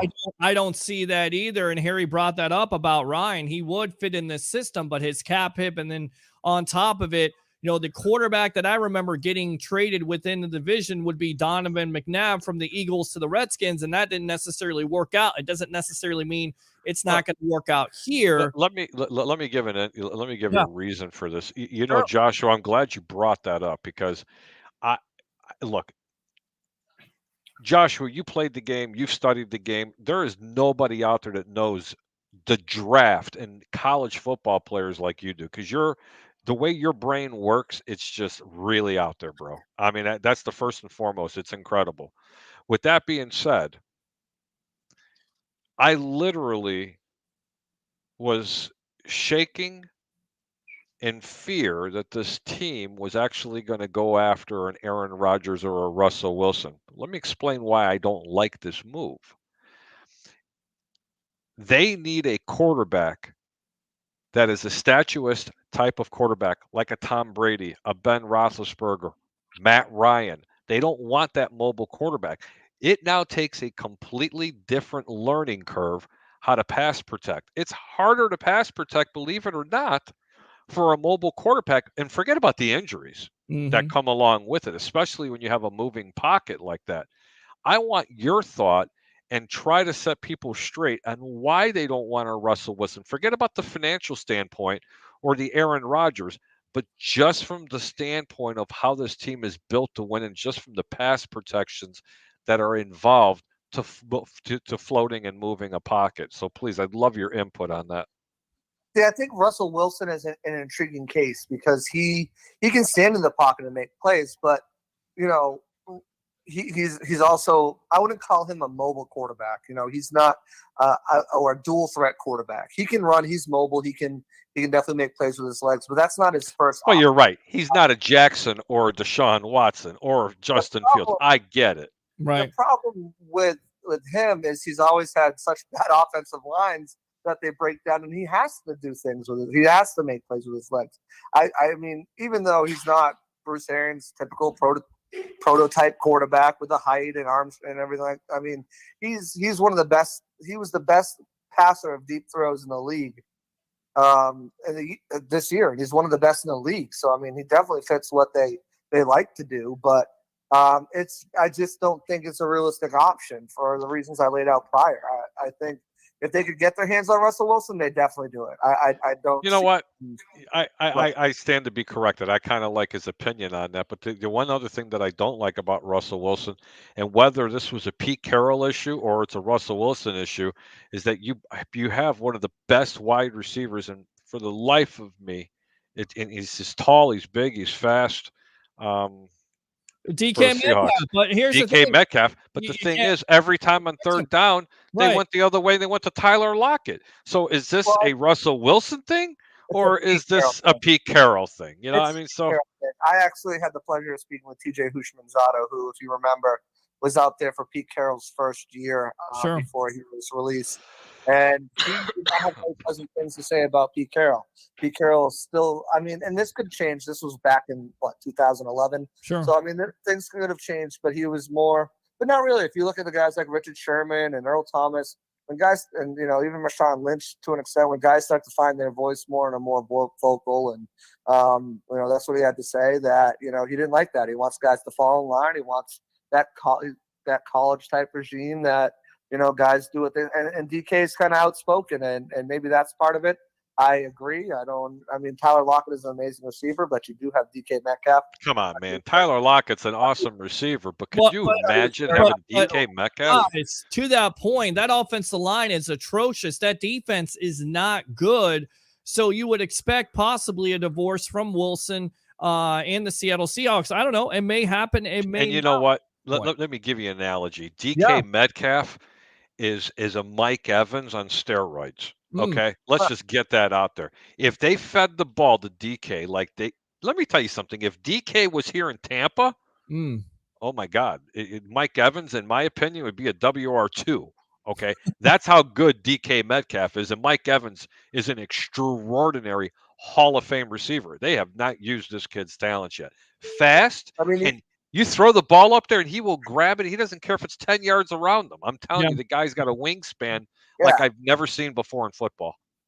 Yeah, but it also takes time for those plays to develop. And unfortunately, Russell Wilson hasn't had the best offensive line throughout his career, and especially in the last few years to really. No, but it's good enough to find Tyler Lockett, though. No, I think that's all I'm saying. He may feel more right. He may feel more comfortable with Lockett, and then on top of it, like Josh said, the offensive line, he's complained about it. So until they fix that situation, I don't think Wilson is going to be. No quarterback is going to be successful. Behind an offensive line that's not able to block. We're on with JC Allen of the Pewter Report here. Odds. I want to give you the odds because we got our professional handicapper extraordinaire from Sportsline. Teddy Bridgewater plus 400 last year, 18 touchdowns, 7 interceptions. Jimmy Garoppolo plus 500, 20 and 12. Cam Newton plus 500, 4 touchdowns, 5 interceptions. Marcus Mariota plus 600. Threw no touchdowns, no interceptions last year. Kyle Trask at plus 1,000. Blaine Gabbert plus 1,500. Jameis Winston plus 1,500. Kirk Cousins plus 1,800. What are these prop bets for? Who will be the Bucs Week 1 starting quarterback in get out of here. 2022? Those are ridiculous. And Russell lines. Wilson plus 2,000. Where do you lie on a Jimmy Garoppolo? 20 touchdowns, 12 interceptions. I get it. He wins, but he also, of course, has his downfall here. 3,800 passing yards. The Niners went 9-6 in its 15 starts, but during the playoffs, he averages 160 yards. Is that a player you could see the Bucs trading for? Where do you lie on the Jimmy Garoppolo with this Tampa Bay Buccaneer team? He just doesn't fit the system. Okay, it's just I don't think it's a realistic option for the Bucs. Okay. Maybe if they're desperate and everything dries up, maybe they give it a shot. But even then, I just think they would go with a different option. Well, I'll tell you what I'm looking at because I'm going to read these comments, guys. I was talking to John yesterday about finding the right destination and whatever the future holds, just doing it the right way. I've got a long career ahead of me. I'm excited about it. I'm excited about the opportunities to come. Are you excited, Peter? I'm absolutely excited. You should be sure? too. Oh, absolutely. They're excited over there at the other platform too. I just want to go to a place where they want to win. That's really what I'm in this game for. I'm here to play football, win football games, and as long as I've got that and good people around me, I think the rest will take care of itself. Now, here's the interesting thing. When the new league year starts on March 16th, Garoppolo is scheduled to count $26.9 million against the San Francisco salary cap in 2022. Moving on from him would save the team $25 million with just a $1.4 million in dead money remaining. So my point is, if teams know that, why would they not just, trade? Why would this not let San Francisco basically release him? Or in that, in that whole idea, he's not going to cost you multiple first-round picks. He's going to be low on the draft capital. I get it. There's a lot of people down on him, but he's still a quarterback that can get rid of the ball, push the ball down the field. If you put an offensive line around him, that's a lot better than what the 49ers put around him in that game versus the Rams. I'm not willing to rule that out. I think there's a home for Jimmy G in the NFL. I don't think he's done being a quarterback and a starting quarterback at that. But I think his time has run its course in San Francisco. Of course. He spent a lot of draft capital to get Trey Lance, whether he's the guy, whether they bring another stopgap type of guy in here for, the first 4 games, and then it's Ryan Fitzpatrick, he comes into the first 4 games, and then you give it over to Trey Lance or something like that happens possibly. I think that's the move. You gotta give the reins to the young kids at some time. You drafted them very high for a reason. You traded up first-round picks for a reason, and to stick with Jimmy G after this, especially when you can open up so much cap space, there's a home for him somewhere. Whether that's in a place like Houston, if Deshaun Watson goes, or if that's a place like Las Vegas, or with Josh McDaniels. I mean, maybe he doesn't like Derek Carr. Maybe he goes with the guy that he knows and Jimmy Garoppolo. I'm not sure. I'm just throwing it out there, Josh. Yeah, I tell you what, go options. ahead. I just don't think it's with the Buccaneers. Okay. All right. Good stuff there. Give me some final thoughts here, JC Allen, a Pewter Report, and go ahead and promote yourself. Yeah, so like I said before the season started, everyone was all up in arms and worried about this old quarterback coming in, and this and that. And I told Buccaneers fans to relax, don't worry. Things are going to be great. It's going to be fine. I think much of that is the same attitude you should have now. I think that the Buccaneers are in a very good position talent-wise. They're in a very good position coaching-wise, front office-wise. You didn't lose John Spytek, which is great. Nope. Obviously, the work he did this season dealing with injuries, you've got players now who you can count on next man up. They've got some draft picks. I do think that they'll move some money around, make some money. There's a whole issue with Tom Brady's bonus, but his retirement offsetting. Jason Light said that's a non-issue. Whether there's some sort of restructuring before he officially retires and opens up some more cap space for them this year and kicks a little bit more money down the can. They can restructure guys that they signed last year, and a Shaq Barrett, a Donovan Smith, Levante David, Vita Vea. Sure. Players love restructures. They did it last year. They could do it again. Man. Right now they're looking like they're $15 million under, but of course they have to make decisions on a Chris Godwin and Leonard Fournette and Carlton Davis. And to me, Chris Godwin is the number one priority. Could you see, because Harry, he believes, look, he's coming off the ACL, so there is some type of injury risk, but at the end of the day, in your opinion, he's getting paid by the Bucs. He's getting paid. I know the Bucs aren't letting him go. Okay. The Bucs are going to be very competitive and put a competitive offer out there to make sure that he remains a Buc for at least the foreseeable future, if not the remainder of his career. That is so important in Bruce Arians' offense. Hines Ward, Reggie Wayne, Larry Fitzgerald, Chris Godwin, he's developed into. Super important. You have to have that guy. You saw this season when he went down. You can't just throw anyone in there. Tyler Johnson. So you have to have Chris Godwin back. I think he's going to be back. He's a key part of this offense. But I think also what you see is, depending on quarterback and pricing in this, I can see them go after a few guys on the defensive side and really load up on that defense and really make that defensive unit even stronger than what it's been in the previous years. Now, they're probably going to lose a guy like Ndamukong Suh. They're probably going to they're definitely going to lose Steve McClendon, most likely. He's going to be 36 next year. You've got guys, you got your linebackers back. Will Golston, I don't think, goes anywhere. He comes back. You got Shaq Barrett, JTS. I think Carlton Davis probably gets the franchise tag. Jamel Dean really blossomed into a great corner when he was healthy. Right. Sean Murphy-Bunting, you probably drafted some competition for him in the draft. And then safety, I think you got to bring Jordan Whitehead back. You got Mike Evans and Antoine Winfield Jr. Maybe they make a splash. Maybe they go get a guy.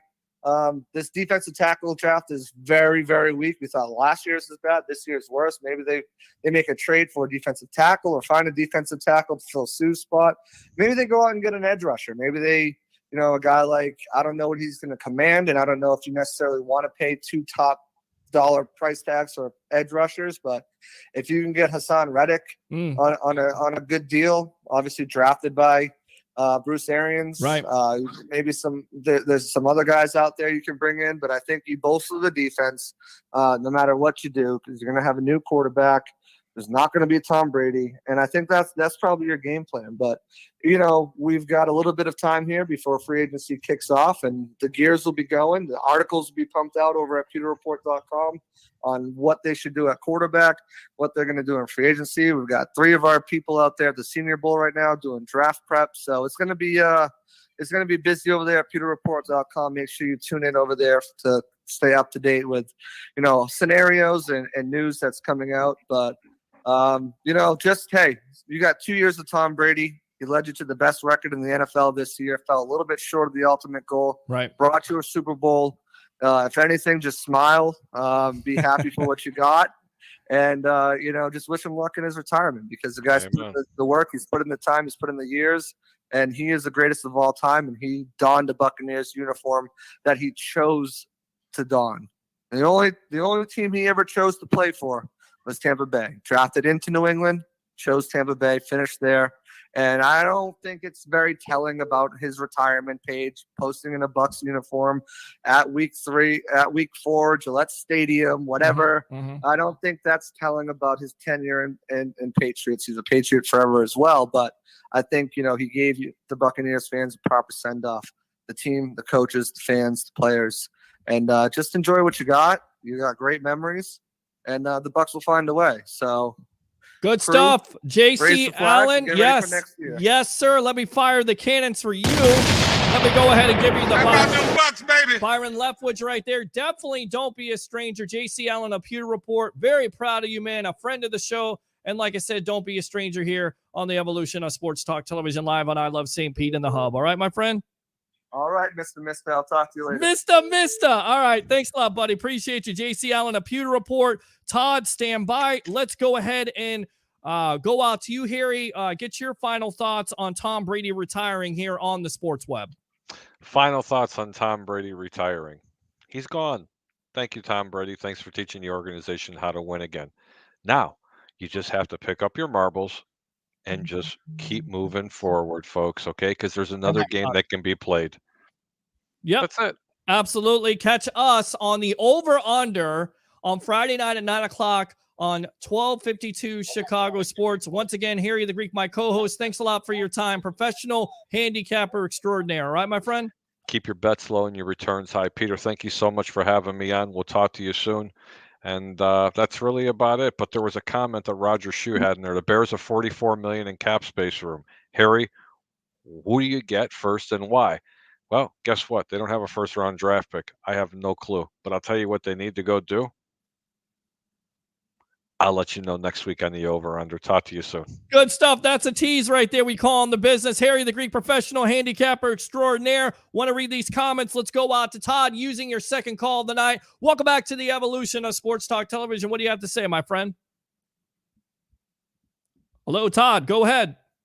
Hey, what's up, Peter? What's up, buddy? So, first of all, J.C. Allen, that was absolutely fantastic. Isn't he something? That guy, Isn't he something? That guy is He's great. something. Yes. Unbelievable. Like Harry said, that guy's mind is operating on a different level. Sure. Can I change gears? Certainly, absolutely. Go ahead. I have 2 questions. One, and this is completely speculative, but it's something I always thought about.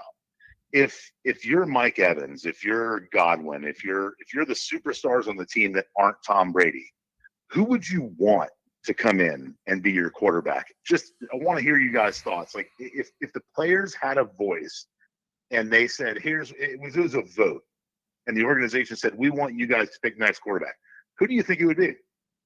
I mean, I think Aaron Rodgers is a respected signal caller around the league. I think Russell Wilson is a respected signal caller. I think, look, the players, yeah, they have some input, but at the end of the day, it's going to come down to Jason Light and BA. So I don't think you go wrong. I mean, these players are going to play for whoever throws them the ball. Respect-wise, I think you go with the Russell Wilson, an Aaron Rodgers, a Derek Carr. I even think Jimmy Garoppolo, with some of the limitations he has, he's still a winning quarterback in this league, whether it's defense or, running game. He still won games in this league. And if a guy is willing to go in there and endear himself to that locker room and, give the players hope and they believe in what he's putting out there, then I think they're going to respect whoever is behind center, whether it's Blaine Gabbert or Kyle Trask or whoever it is. It's just going to be interesting to see who is behind door number 2, if there is a door number 2. We don't know, but we we assume that possibly somebody could be coming from the outside. It just depends on A, what the Bucs are willing to give up, B, what the Bucs are willing to pay, and C, whether they feel comfortable with the Kyle Trask, a Blaine Gabbert, or somebody else. It certainly seems like the in-house options, they may be able to start, but I keep on hearing one thing, that we're comfortable, but we kind of want to see what's behind door number 2. Kind of reminds me of when they were recruiting Brady, right? We'll go with the quarterback. We can win with any quarterback because our defense, but we want to see what's behind door number 2. Well, then you're not really comfortable. You're just saying you're comfortable. Right. You really want to see what's behind door number 2. So I would not rule it out. That's why when I started my monologue on this show, Bucs fans, not all is lost. Let's have faith in BA. Let's have faith in Jason Light and the Glazers to do what's best for this organization going forward. Does that answer your question? It does. It does. And the second question is directly to Harry. We see now that, and this is completely off topic, but it's been on my mind. So since we're allowed to talk about whatever, let's do it. Let's do it. The NFL and broadcasts specifically over the past few years have embraced this gambling aspect. Yes, absolutely. They're every single broadcast, even the broadcasters are talking about, don't forget to go to DraftKings or whatever. What are your thoughts about how the NFL has embraced gambling and is now promoting it? Not only embrace it, but they're pushing it. What are your thoughts on that here? Well, look, it's always been promoted to a certain degree, right? I mean, you had fantasy football to the end of time. That's somewhat gambling, right? I mean, you're gambling on what you're in your league with your friends. You're trying to see who's going to score the most points. The NFL knew about that. They've embraced it because money is there, because Las Vegas has opened up as a sports franchise with the Raiders. So am I surprised? No, I'm not surprised. I'm not surprised at all. The NFL will do anything for money when it comes down to the bottom line. It's very intelligent. That's why they're a billion-dollar industry, because they're able to open up their mind. Do I agree with it? I mean, look, I do a betting show, so absolutely. And, at the end of the day for the NFL, more money for the league, more money for the players, more TV contracts means you get an opportunity to see the great playoff postseason like we've seen this year. So I'm all about the league getting as much money as possible. I wish they would drop ticket prices sometimes. I think there's a lot of Bucs fans out there wondering what's going to happen with that situation. But at the end of the day, the NFL is profitable. I think the fans are happy. Everybody's happy at this point. You look at another league like Major League Baseball. What the hell are they doing? They're trying to, basically shoot themselves in the foot with possibly having a strike or having a lockout. Fans don't want to see that. They don't want to hear that. The NFL is ahead of the game, and that's why the NFL will continue to be the number one sports league in all of America. Fair enough. Last thing about that gambling thing. Yes. You see that Steve Mariucci comes out, does the, keep your lines, do your thing, sure, whatever. Is that enough it's like, I told my partner, I said, babe, it's like the Surgeon General's warning on the back of the cigarettes. They have to do something, right? To say, keep your bets in line, do your thing. But is that enough? Because there are people out there who get really sucked into this and they're not responsible bettors. It's that's a thing. Is the NFL doing enough to make sure that they're telling people, listen, you can bet, but you probably shouldn't if you can't afford it. Like, that's not the NFL's job. That's not the NFL's job to make decisions for grown adults. Grown adults have to make their own decisions at the end of the day. The NFL, they want to control, the narrative with their players protecting the shield. But at the end of the day, we know that there's players still in this league that are committing crimes that maybe are not a part of this league anymore, but in the past have been a part of the Hall of Fame. And you still accept them, you still watch them. So in my opinion, I don't think it's the NFL's job to determine, if there's somebody that's getting into gambling. They have to make that decision for themselves. And unfortunately, it is a problem. I'm not going to say I have a problem because I don't. I barely gamble at all. But there are people out there that have a problem. Get the help that you need. They're the numbers out there. Is it the NFL's job to dictate that or regulate that? No, it's not. Because you're talking about grown adults. So fair enough, and I wasn't insinuating that it was their job. I was just curious what if any, where does that responsibility lie? I think as a society, we do this too much. We say, well, this is that responsibility. This is that responsibility.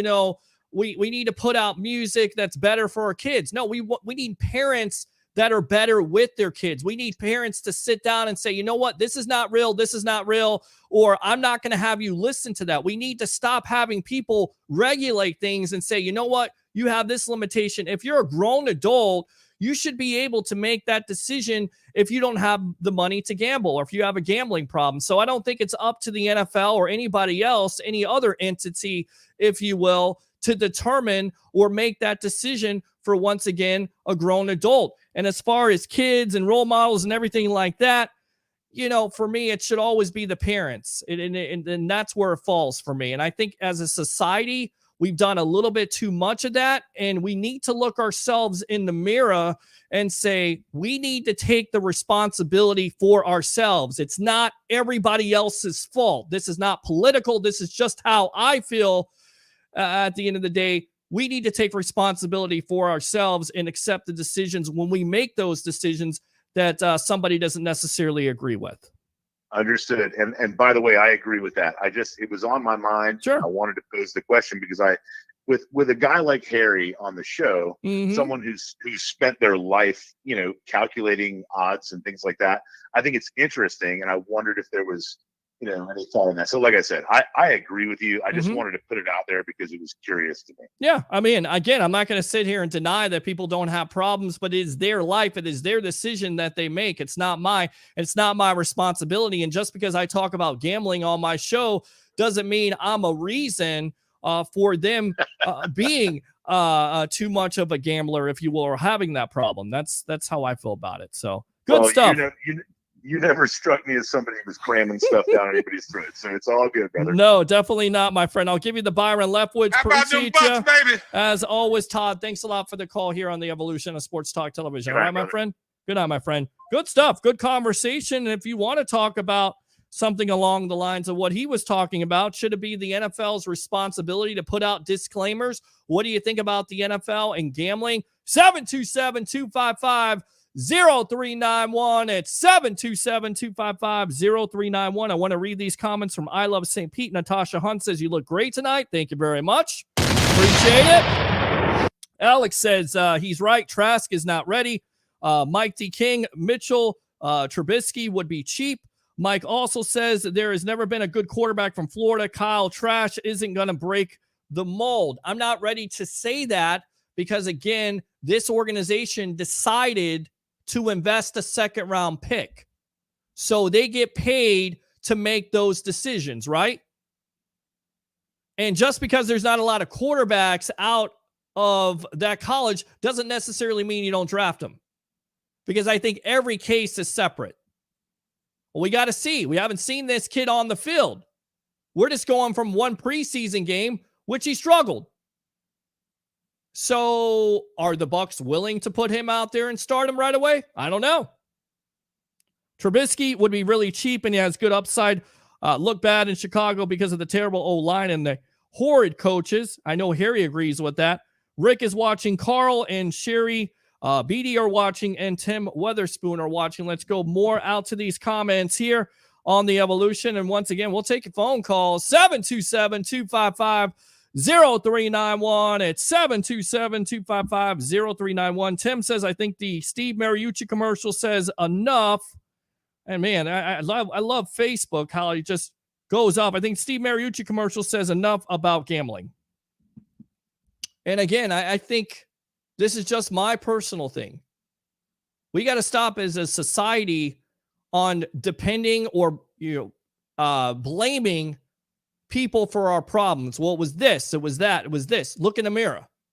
If you're a grown adult, you can make that decision. I don't need somebody else to make that decision for me. Is that good to go? 727-255-0391. It's 727-255-0391. Let's go out to our phone lines. Let's go out to Curtis and Newport Richie. Go ahead, my friend. You're on the Evolution. So I've been listening about this gambling thing. I got a couple things I want to say about it. Sure, go for it. I just got off work, so give me a minute. Yeah. Okay.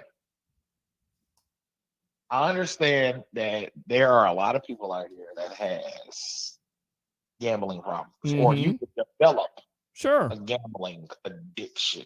Sure. Now, in my own opinion, people need to mind their own business. That's it. If you decide... Say it again for the people in the back. Say it for the people in the back. People need to mind your own business. And that is the problem with social media. You see, we've opened up this Pandora's box, if you will, and everything is out there all the time. And you know what? Sometimes you just got to keep things to yourself.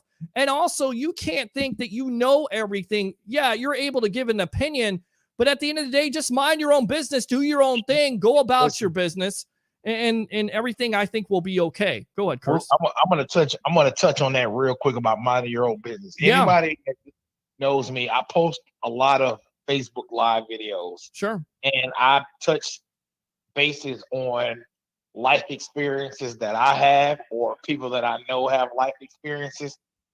And guess what? It's my opinion.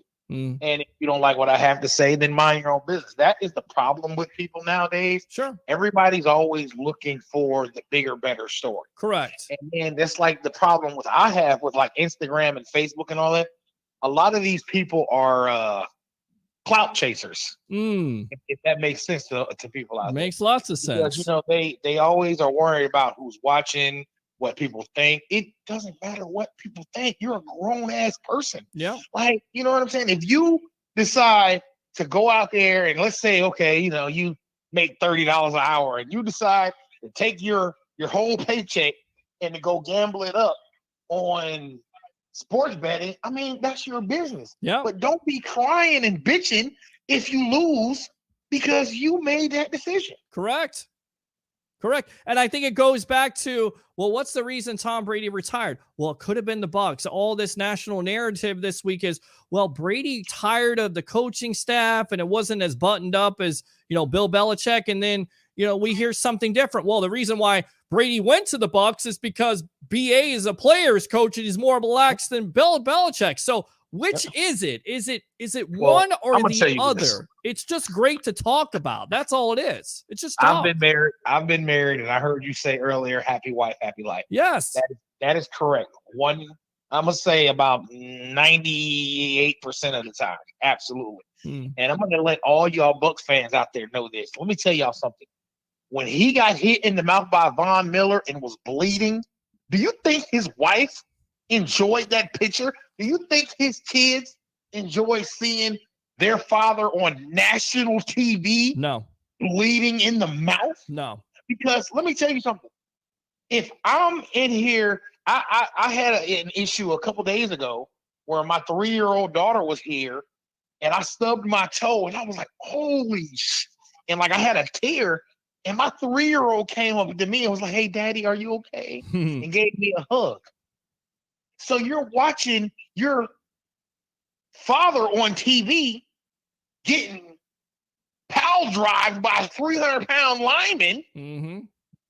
And only thing you can do is look at mommy and be like, hey, mommy, is he okay?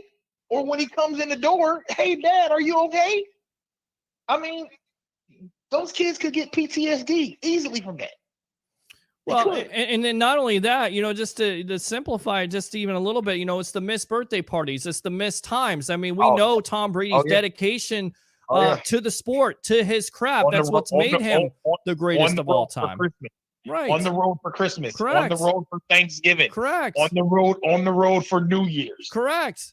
And then at the end of the day, he's 44 years old. The mindset, and I want to read these comments really quick while I have you on here. I've always believed the sport of football is an all-in proposition. If 100% competitive commitment isn't there, you won't succeed. And success is what I love so much about our game. There is a physical, mental, and emotional challenge every single day that has allowed me to maximize my highest potential. And I have tried my very best these past 22 years. There are no shortcuts to success on the field or in life. That's what makes him the greatest. This is difficult for me to write, but here it goes. I'm not going to make that competitive commitment anymore. Period. I mean, everything else after that should tell you that his mind is saying, you know what? Maybe I don't want to get up early. Maybe I don't want to train in the gym. Maybe I don't want to do what I've done the last 22 years as an NFL quarterback. Maybe I just want to hang out with my kids. Maybe I just want to spend time more with my wife. Maybe I don't want to hear a coach say this and that. I'm gonna put this out there, and I want everybody to understand me. Sure. Where I'm coming from. Okay? I'm not Tom Brady. I'm not a multi-millionaire. Sure. I'm a normal. But person. you don't have to be a multi-millionaire. No, it's just right. That's where I'm getting to. Sure. I'm a normal person that gets up and busts his ass every day for the little bit of money that they're paying me. Right. Okay? We all do. I do the same thing. Right. Now, here's the thing. And I will say this because I'm a father 4 times. Okay. I love my children. My children are my heart. They're my world.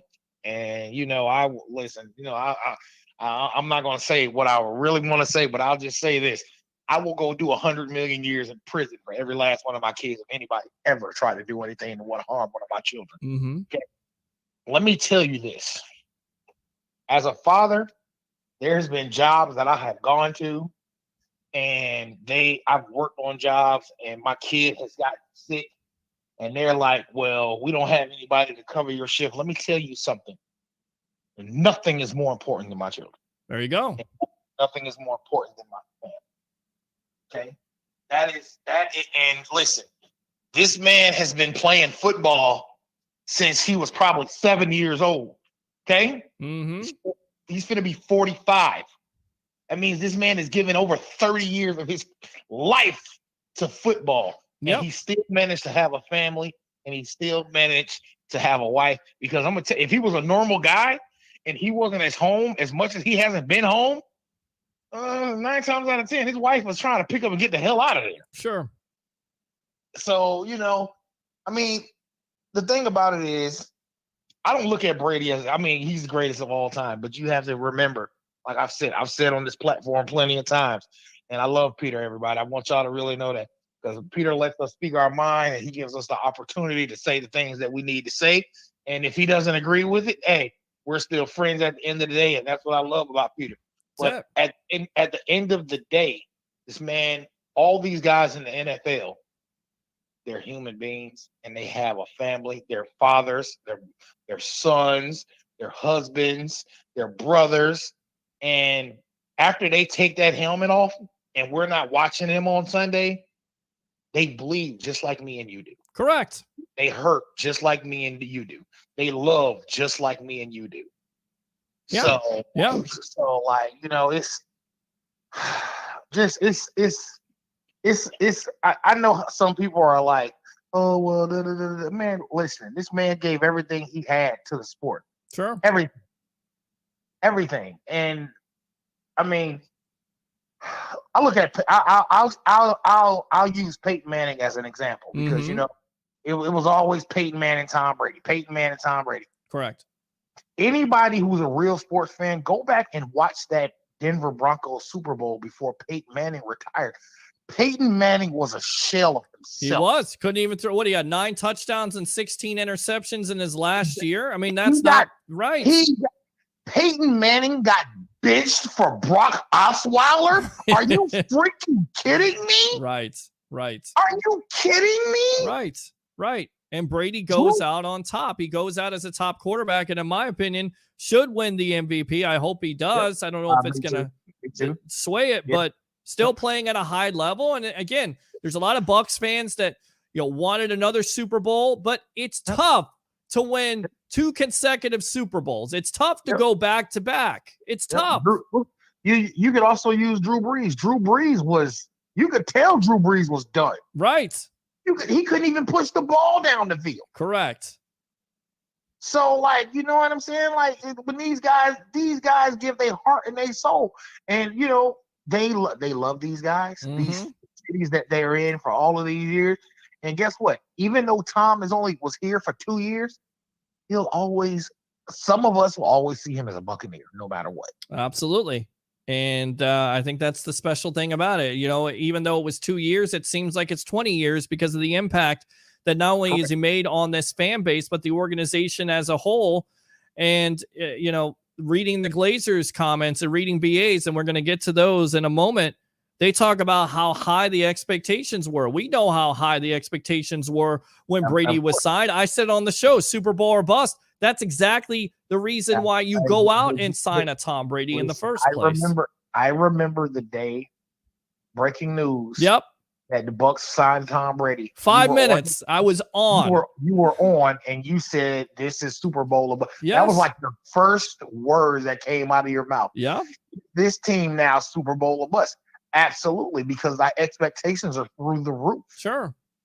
And I don't mean to change subjects real quick, but I'm gonna change subject real quick.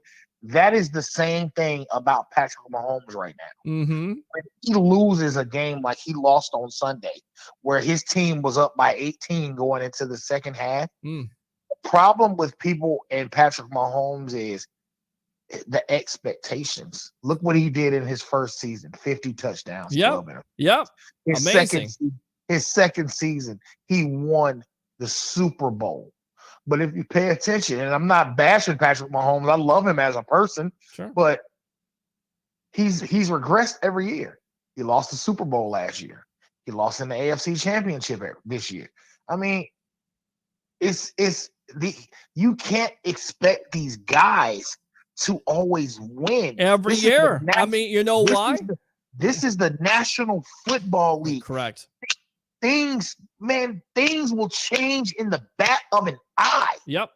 Okay? Yep. Nobody except for Cincinnati Bengals fans, and they were delusional if they tell you at the beginning of the season that the Bengals were going to be in the freaking Super Bowl. But you know what? The team got hot at the right time. You got great quarterback play. You got a defense that stepped up that wasn't great, but they played their best football at the perfect time. Good stuff, Curtis. As always, anything else, my friend? I don't know, man. If I have anything come across yes. I can't. I will say this. Yes. About Brady retirement. Sure. Go for it. I'm predicting. Well, I'm not predicting, but I'm assuming Gronk is going to pretty much retire by Friday. Right. And him and Brady are going to go into the Hall of Fame together. Absolutely, as they should. You got him, Brady, and Roethlisberger all going to go in the Hall of Fame, probably first ballot the same year. Agree. Absolutely crazy. And Bucs fans should absolutely just rule the day and enjoyed every moment of those two being together.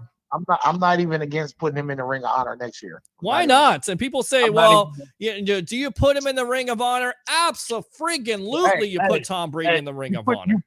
You put his name right there where John Gruden's was. There you go. It works for me. Great comment. Let me give you the Byron Leftwich. Let me give you the woo. Appreciate you, Curtis. One of my favorite callers of all time here. Curtis, thanks a lot for your time, and definitely don't be a stranger. All right, my friend. There you go. Curtis from Newport Richie. Let's go out to these comments, and we will read some of the statements from the Glazers, from BA, from Jason Light, and we'll get into it. Because this is your night, as it always is. We'll try to have Dennis Phillips of ABC Action News on tomorrow. We'll have the madman himself, Mark Mancini, talking about the Brady developments, talking about this Super Bowl that we got coming up, which has kind of been overshadowed. of course, between the Cincinnati Bengals and LA Rams at SoFi. Second year in a row with a home team hosting. And we'll also talk about WWE and Royal Rumble and some of the rumors that came out of there. So we got you covered. I'm here for you. If you want to vent, 727-255-0391. It's 727-255-0391. Cats 2012 NC. We aren't winning anything with Gabbard at quarterback. I tend to agree with you. But we know the past of BA being very comfortable with the Blaine Gabbard. All right.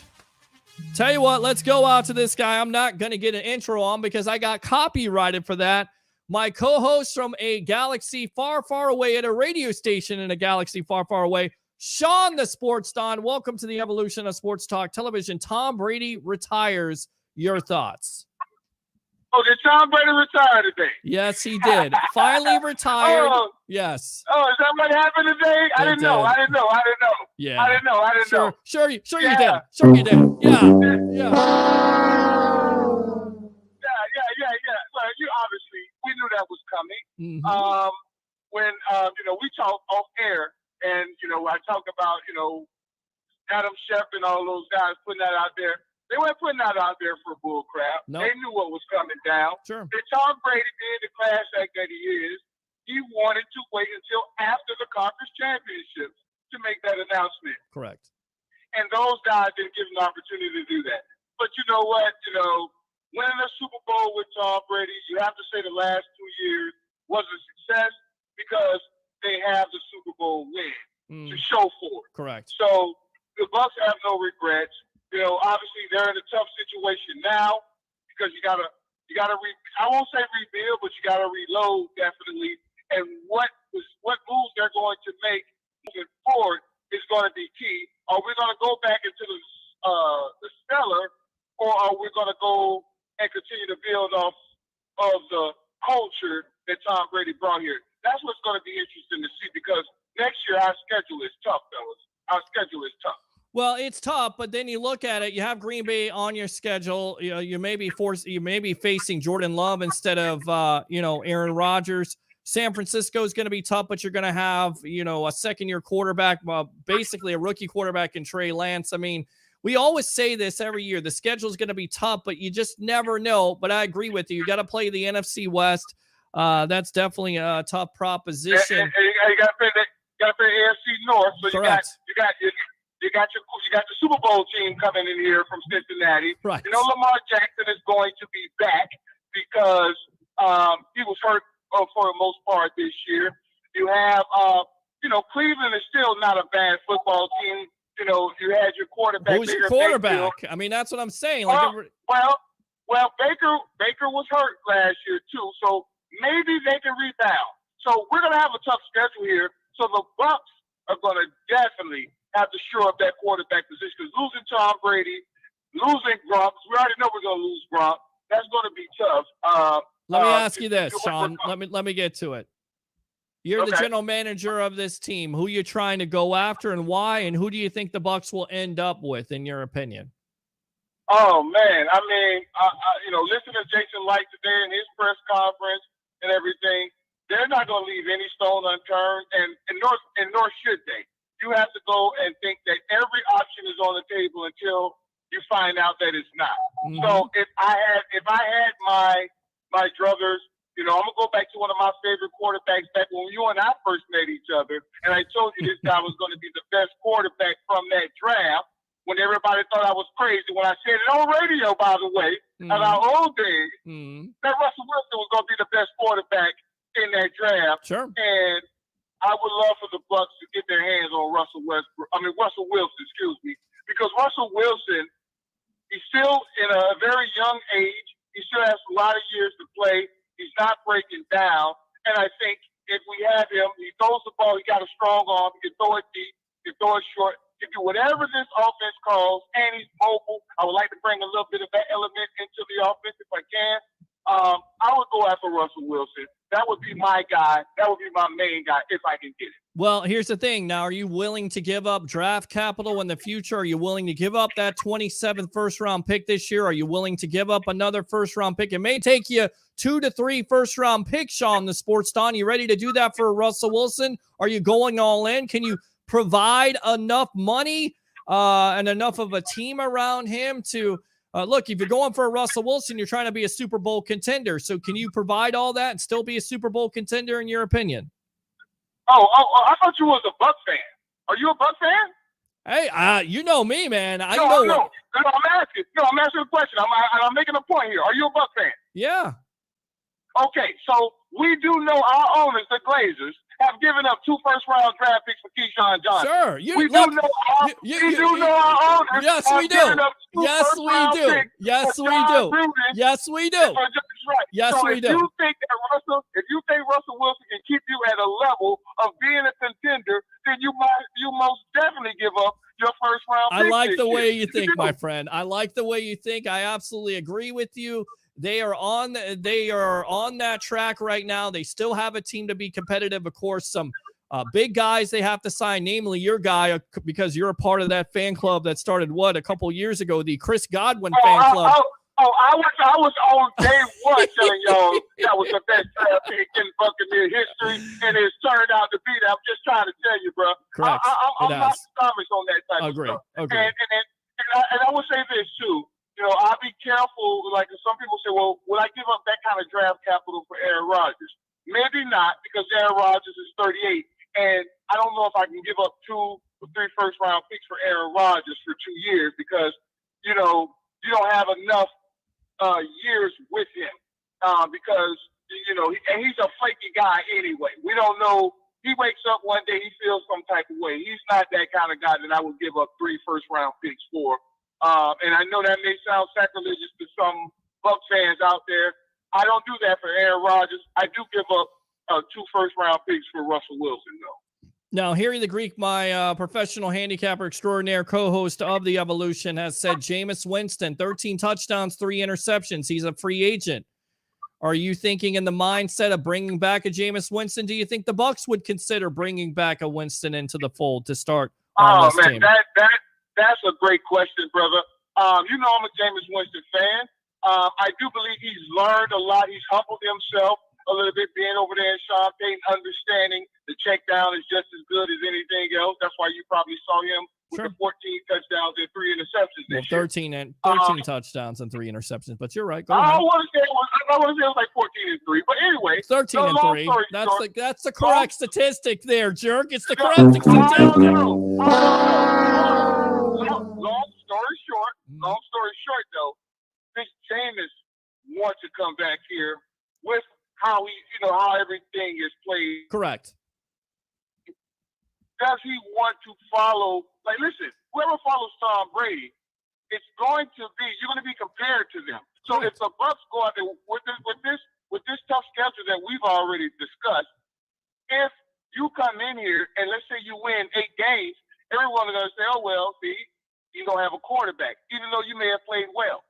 You understand what I'm saying? Mm-hmm. So does Jameis Winston want to come back here after Tom Brady has given all this success and come back here and go 8-8, 9-7, or 9-8, or whatever the case may be, and then get blamed for the team's lack of success, even though we may have an exodus of free agents that may leave this team? So for Jameis Winston, does he want to come back here? Would I love to have Jameis Winston back based on the free agents that's out there, based on the things that are out there in terms of what we don't have to give up in order to get a quarterback? What I'm reading is Jameis is the number 1 free agent quarterback out there. So would I want to have the number 1 free agent quarterback? I sure would. Does Jameis want to do that? Does he want to put himself in that ridicule where he'll be judged by Tom Brady? I don't know. I don't know how realistic that is. What about Kyle Trask? Are you sold on him? I mean, you hear Jason Licht's presser tonight. Of course not. Okay. If I was sold on, no, I listen.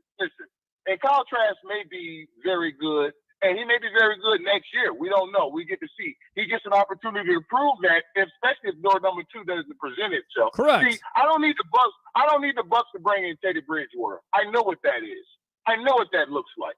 And to me, I keep hearing that name, Teddy Bridgewater is nobody more than going to get you about 18 touchdowns and 7 interceptions. Which is what he He's had not gonna last do year. anything- Right. Which is what he He's had not going last to do year. anything. Correct. He's not going to do anything wild to like take over a game and you can put it on his back. The dark horse, and we got to see how this plays out, is Deshaun Watson. Well, will I give up 3? Here's the thing. Go ahead. And I Go understand Watson on the field is tremendous, but it first and foremost is going to cost you at least 2 to 3 first-round picks from Houston. And then on top of that, you don't know the legal situation. So I'm not sure if the Bucs are going to go in that direction. If it wasn't the legal stuff, situation, right? The Correct. legal stuff, it's all civil. So if it's just civil, I mean, we've experienced civil here with Jameis Winston. Yeah, that's a sell job. You know, you have to sell the Glazers. You have to sell Darcy on that, who's a part of the Glazers. I don't know if I see that happening, and I still don't think he's going to play this year because even if it is civil, I still feel like he did represent the Shield, and if he didn't represent the Shield at the highest honor, Roger Goodell in the National Football League will have something to say about it. So I understand where you're going. Here's where I would disagree on that. Okay. We just talked about Ben Roethlisberger, and I listened to the call before. You guys were talking about Ben Roethlisberger being the first ballot Hall of Famer. Ben Roethlisberger, while in the NFL, had 2 different incidents of not just certain things. He was accused of rape. Correct. You understand what I'm saying? Correct. And so now we're putting him in the first ballot Hall of Fame. So while it looks bad against the Shield, if Roger Goodell, and I'll say this, if Deshaun Jackson gets suspended for the first 8 games because of what he did. Yeah, Deshaun Watson. If he gets suspended for the first 8 games, I would still say that's worth me giving up 2 or 3 first-round draft picks because even though those first 8 games he's not there, I'm going to have him for the next 10 years. And if I can get a top echelon quarterback, I'm okay. I can sacrifice the first 8 games and go through the PR nightmare blitz that I'm going to have Correct. At the beginning, because once you start winning, it's all forgotten. It's all forgotten. Yeah, and but again, it's not 2 allegations. It's not 2 cases. It's not 1 case like it was with Jameis Winston. It's 22 allegations. I get it. I get it. And that's a terrible thing. And that's why I said a dark horse. And so what the Bucs are going to have to do, and any team that decides to trade for Deshaun Watson, I'm going to just say this. I don't think he is played his last down in the NFL. He has not done that. He has not played his last down. I believe he will get an opportunity to play. Who he plays for, that team is going to have to do a lot of research and a lot of things to say, I feel comfortable bringing you in here, giving you an opportunity to lead my football team again. Okay? Mm. And that's going, which team is going to be bold enough to do that, I guess, is going to be the question. And again, I'm not advocating the Bucs to do it.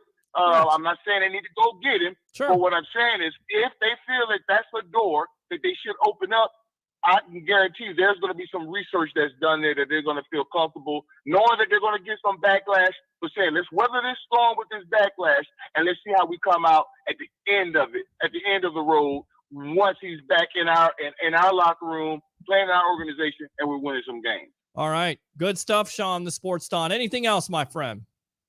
Well, how long are you going to be on tonight, sir? Depending on the calls right now, we're getting lots of calls. So, maybe another 30 minutes. We'll see. Maybe another 15 minutes, depending on the response at this point. But I want to give, everybody out there an opportunity to give me your favorite Tom Brady memory. I want you to tell me, and we got calls coming in right now, Shawnee. So I'll tell you what. A favorite Tom Brady moment? Yes. Well, I would just say, I guess, you know what?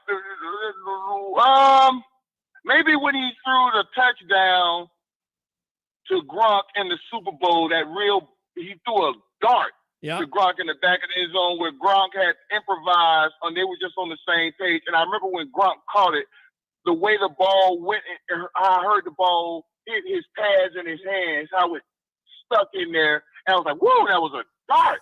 And that right there, was really That's probably my favorite Tom Brady moment. That in the Super Bowl last year when he hit Gronk for like that 30-yard touchdown where Gronk did a little fake out and came back in and he caught a deep.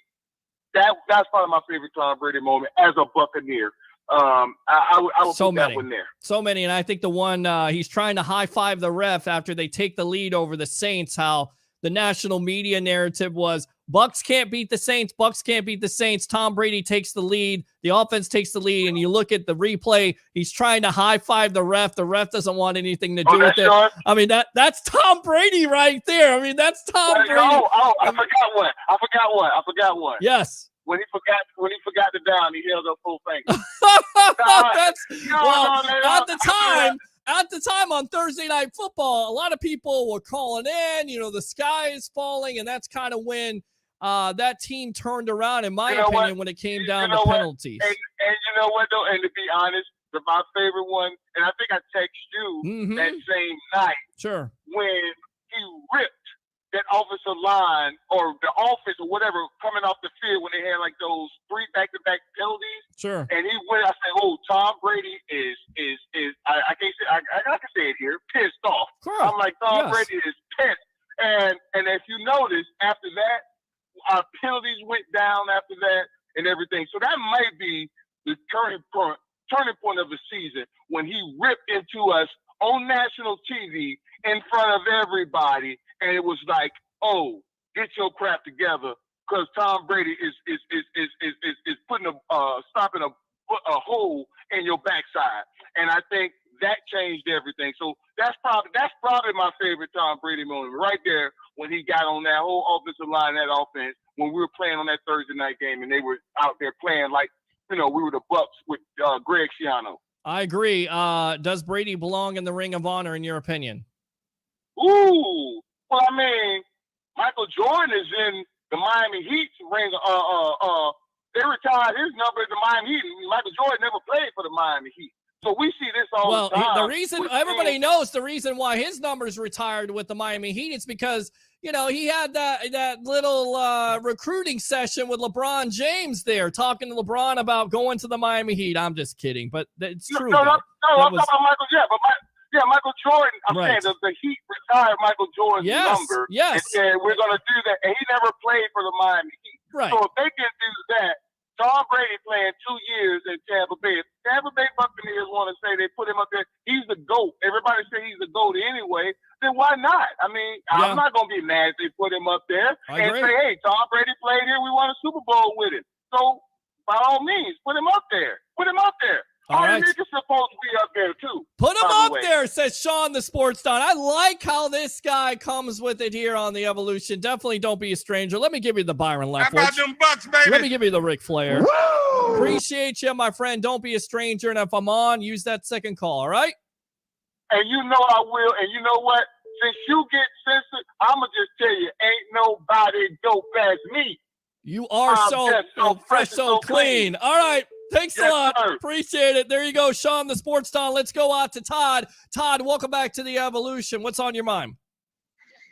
Listen, man, that was Sean, the Sports Don is unbelievable. And Isn't he's he? right. We got some Tom unbelievable people a part of this show, don't we? It's not bad, brother. It's not bad. And Tom Brady, if he's not in the Ring of Honor, there's something wrong. But let's think about this. Jason Light, he's sort of in a situation where how do you replace Giambi and Damon? You don't. Right. You don't. He's Right. the Billy Bean of the situation right now. We're not That's replacing. We're not replacing Gronkowski and Brady. That's not what we're trying to do. No. We're trying to find a person who can come into the system, orchestrate themselves around what we already have, and win some football games. We're not trying to replace Giambi and Damon, Gronkowski and Brady. That's not the goal. Because you can't. You can't do that.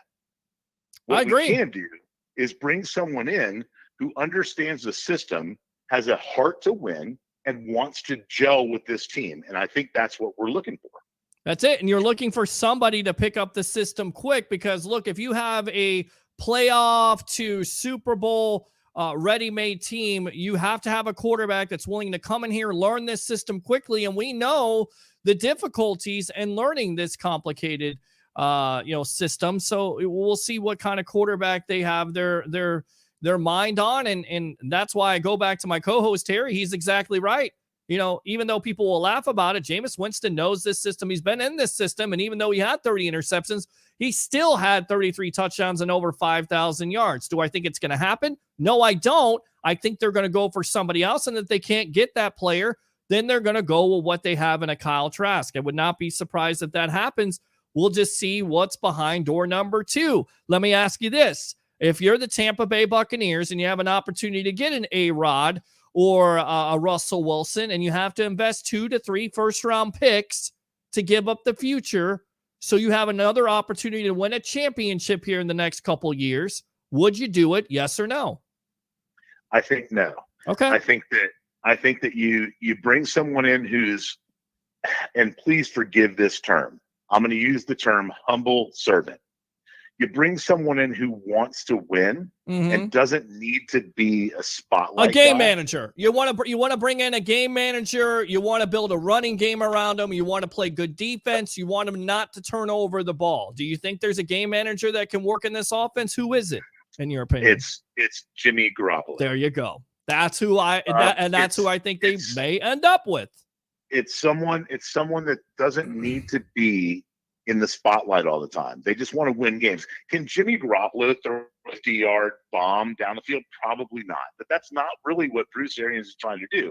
When Jameis was here, Bruce's was the fun and gun, sort of just chuck the ball. Well, that didn't work out real good. Nope. And what did we see Tom Brady doing this year? How many bombs did he throw? I mean, let's be honest.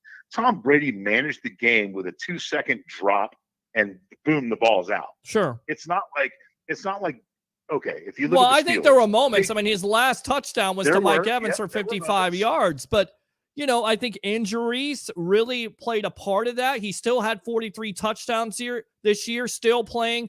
I know the deep pass is a part of this offense. I know they want to go bombs away, but you're exactly right. The time that I felt like this offense was unstoppable was in that postseason when they won the Super Bowl. Why? Because they were balanced, because they had a running game. Big time question. They're going to bring back Leonard Fournette. Who's going to be your starting running back? Because if you don't bring back Leonard Fournette, you have Keyshawn Vaughn and, basically nobody else. Kenyon Barner. I mean, that's not impressive. So you may have to draft or you may have to re-sign somebody. So once again, lots of questions, but of course it always starts with the quarterback. And I agree with you on that. You may go with the game manager. You may go with the Jimmy Garoppolo. You may go with the Teddy Bridgewater. We just don't know at this juncture, or they may find themselves in a situation where, door number 2 is not attractive enough. We're going to go with Kyle Trask. We may take our bumps, but we also may feel like, I'm a quarterback whisperer. That's BA, and I can get the most out of this kid. I see something in this kid that nobody else sees. I can make him work in this offense. I think that's certainly a possibility too. Wouldn't you love to hear Bruce Arians' conversation at home with his wife, with his family, about who he thinks is going to be the next quarterback? That would be amazing. You sit down and you just listen. I don't even talk when BA's talking. BA is going to teach you something. Now, I'll tell you what, Todd, we'll go ahead and finish up your thought, because we're actually, hold on a minute. Let me put you on hold. Ed, stand by. We got Todd on the line. Turn down your phone. We're going to put you on hold, Ed. Stand by. Todd, go ahead and finish your point, and we'll get out to Ed. Go ahead, Todd. No, that's it, man. I'm good. I just wanted to throw that out there. So good stuff, Todd. Appreciate you. Let me give you the Byron Leftwich. Bucks, baby? Let's go out to Mr. Ed here. Ed, welcome to the Evolution. Let me give you an intro. All right, Ed, welcome to the Sports Web here live on I Love St. Pete. And, of course, the hub, the Sports Hub, we're going to call it when we're on. Your thoughts on Tom Brady retiring, your greatest moment of where you remember the Bucs and Tom Brady. What's a great moment you remember with him with the Bucs, and what do you think the Bucs will should do or end up doing at this juncture? I think they should get Tom Brady back out of the term. Well, I don't think that's going to happen with the announcement today, but never say never. You might end up like Brett Favre. Remember how Brett Favre was just ducking 2-a-days and camps and stuff like that? Yeah, that doesn't seem like Tom Brady to me. If Tom Brady's going to go all in, he'll go all in 100%. So yeah. But it's a sad day for me. When I heard that, a tear just came to my eye, man. I really was upset about it. I was like, man, this is crazy. Why would he do that? I mean, I guess it's his time, and everything. But I thought for sure he was going to play a couple more years. But then all these rumors came out that he was going to retire. I started getting pissed off at the media. Just leave the guy alone. Let him come out and make his own announcement. He deserves that. Sure.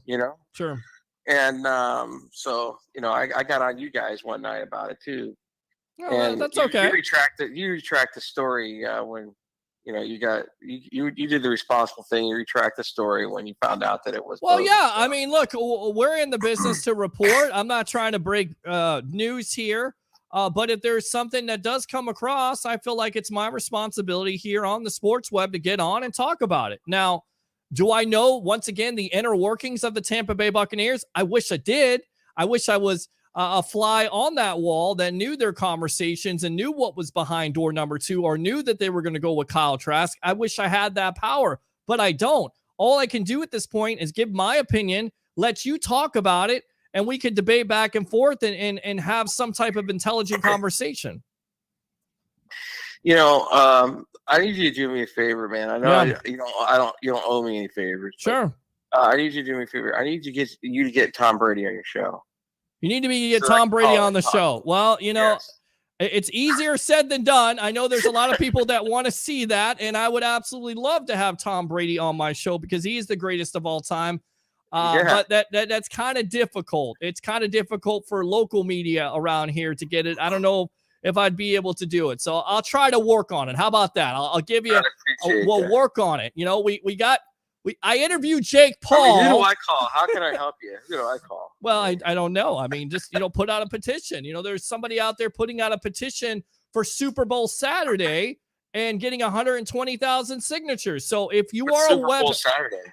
Well, that's what somebody put out a petition for, to move the Super Bowl from Super Bowl Sunday to Super Bowl Saturday.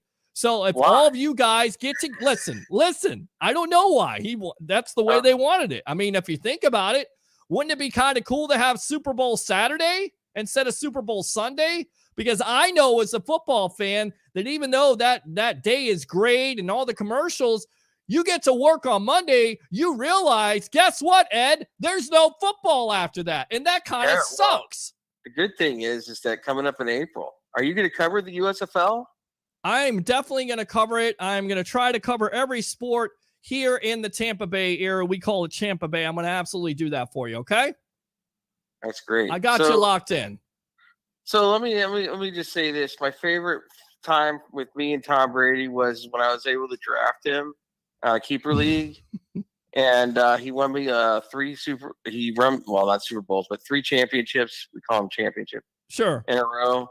And he was like a one man team. Yeah. But I was pretty stacked. I had AJ Green. I had a couple other guys. So he helped your fantasy football out, huh? You won some leagues? Yeah, all right. How much money did you win? I won some money with him, and I don't really do much gambling, as you know, because of my religion. But I did do some fantasy football because a friend of mine asked me to join their league, so I did it for a couple of years. But yeah, Tom Brady was that's really when I became a fan of Tom Brady's. I really didn't.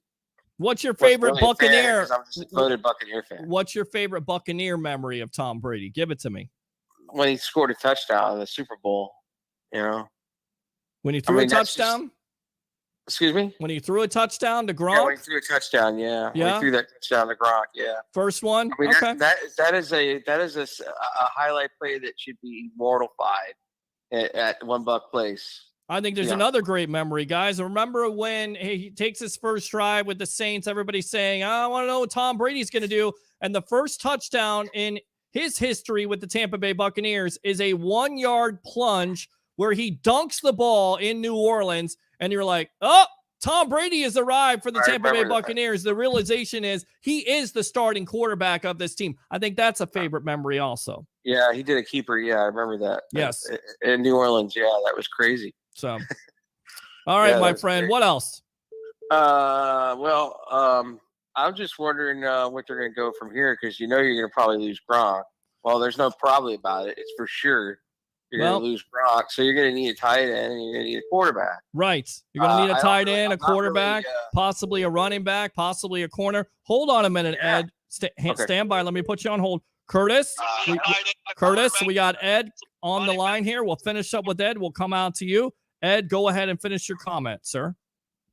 So if I had a choice to make, I would probably want to keep Lombardi Lenny versus Ronald Jones. Okay. I know you're a big fan of him. But, well, it doesn't matter if I'm a big fan of him. I think he regressed this year, and I think the Bucs will move on without him. I do. I don't think they'll pay him. I think he'll get another opportunity somewhere else, just like O.J. Howard. I think O.J. Howard's gone too. Correct. There's going to be a lot of players on this team that are going to be gone. We'll have it covered here on the Sports Web. I promise you. This will be a different looking team next year. Sure. They really need to do something, though, with the depth of the defensive backfield. Mm-hmm. I think they should work on that. I think they should work on the offensive line a little bit. And if they can get a hold of a Russell Wilson or maybe I know people hate this, but I like Aaron Rodgers. I think he would be good here in a Bucs uniform. So you're willing to trade draft capital? I'm not. Well, wait a minute now. Wait a minute, Ed. You can't have it both ways. You want to buy a nice. My dad used to tell me this all the time. Look, son, you want to buy a sports car, a Mustang or something. You're gonna have to pay the price, and that means $300 to $400 a month. Are you willing to pay that price of 2 to 3 first-round picks for a quarterback like a Russell Wilson or an Aaron Rodgers? Yes or no?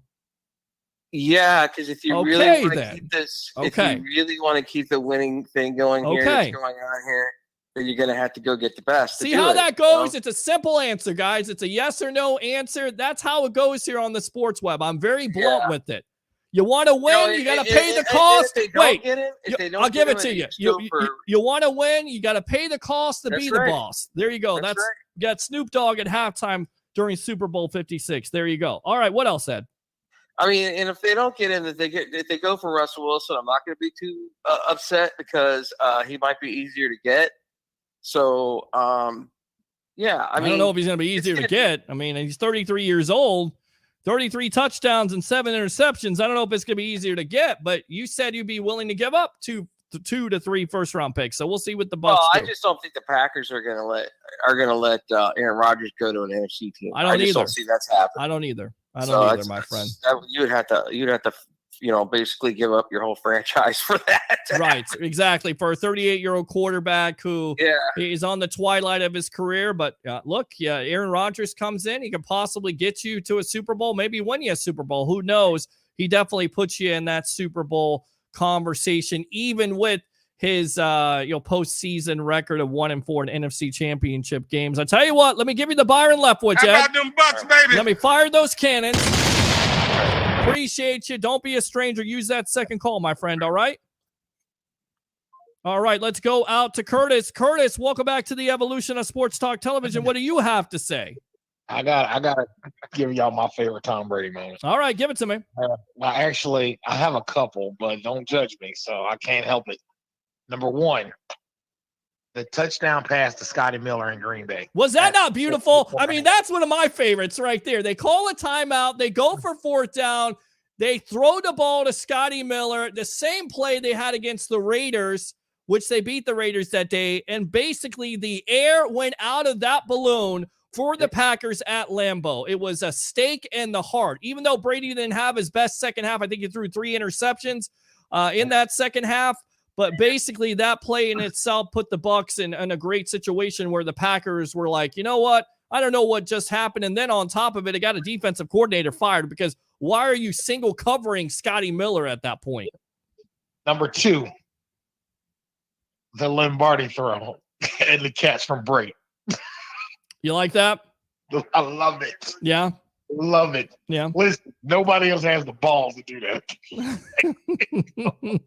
Nobody else has the balls to do that. Right. Love Okay, it.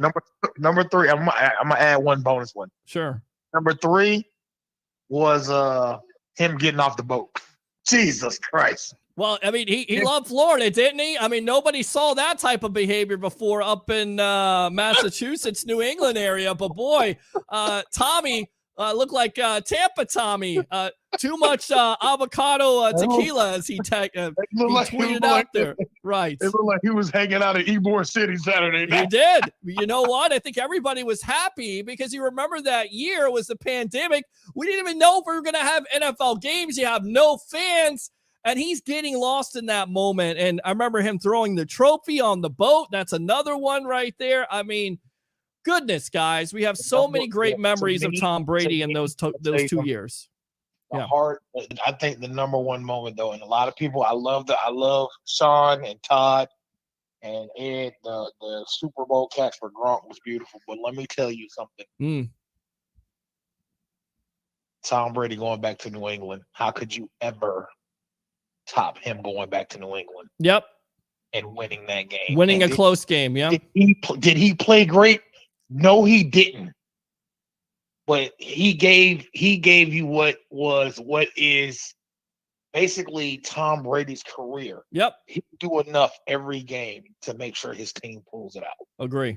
Absolutely agree. Great memories. Great memories, my friend. We always have the memories here. We'll never forget it. And look, don't stop putting those memories out there, Bucs fans. You're always welcome to do that. Again, I get it. You guys are emotional beings. We're all emotional creatures. And it's been hard for a lot of Bucs fans out there, but just hang in there. Great memories, Curtis. I will tell you, I think Mike Evans' favorite one. Yes. Mike Evans' favorite one was the touchdown catch he had in Green Bay, the back shoulder fade where Brady beautiful. Brady threw the ball before he even first drive. Before he even knew the ball was coming. Yep. And as soon as he turned around, the ball was right there. Yep. Beautiful. Right over the defender's head, and it put the Bucs up 7-0. And after that, they didn't look back. Great memories, my friend. And as always, bringing it. What else, Curtis? Oh, man, just you know what, man? I'm so happy for that guy. And you know what? I was listening to Harry earlier. Yeah. I don't think we've seen a side of Tom Brady that we've never seen before in Tampa. I think so. Yeah. I think he's talked to Kyle Trask. I think he's talked to Blaine Gabbert because I think that the relationship with him and Bruce Arians were so close. You know, Bruce Arians would say things about Tom Brady that no other coach I think would ever say. Yeah. If Tom Brady would have went to another team and the way Bruce Arians could be like, hey, Brady threw a bad ball or whatever it was, you know how hard it is for somebody to disrespect this guy and he's bringing 6 Super Bowl rings to you? Sure. It'd be like somebody bashing Joe Montana or Terry Bradshaw or any of those. Like these guys have the hardware to show you we are proven winners. Yep. And for you to treat him like a normal guy in the locker room, it spoke to these young players like, hey, if I can give it to him, then I can give it to you. And you got to take it. Because guess what? Where we're going is where you want to be. Good stuff. Let me go ahead and give you the Byron Leftwich. How about them Bucks, baby? Let me fire the cannons. Appreciate you, Curtis. As always, my friend. I saw you there. Alex, call back, please, if you would. 727-255-0391. It's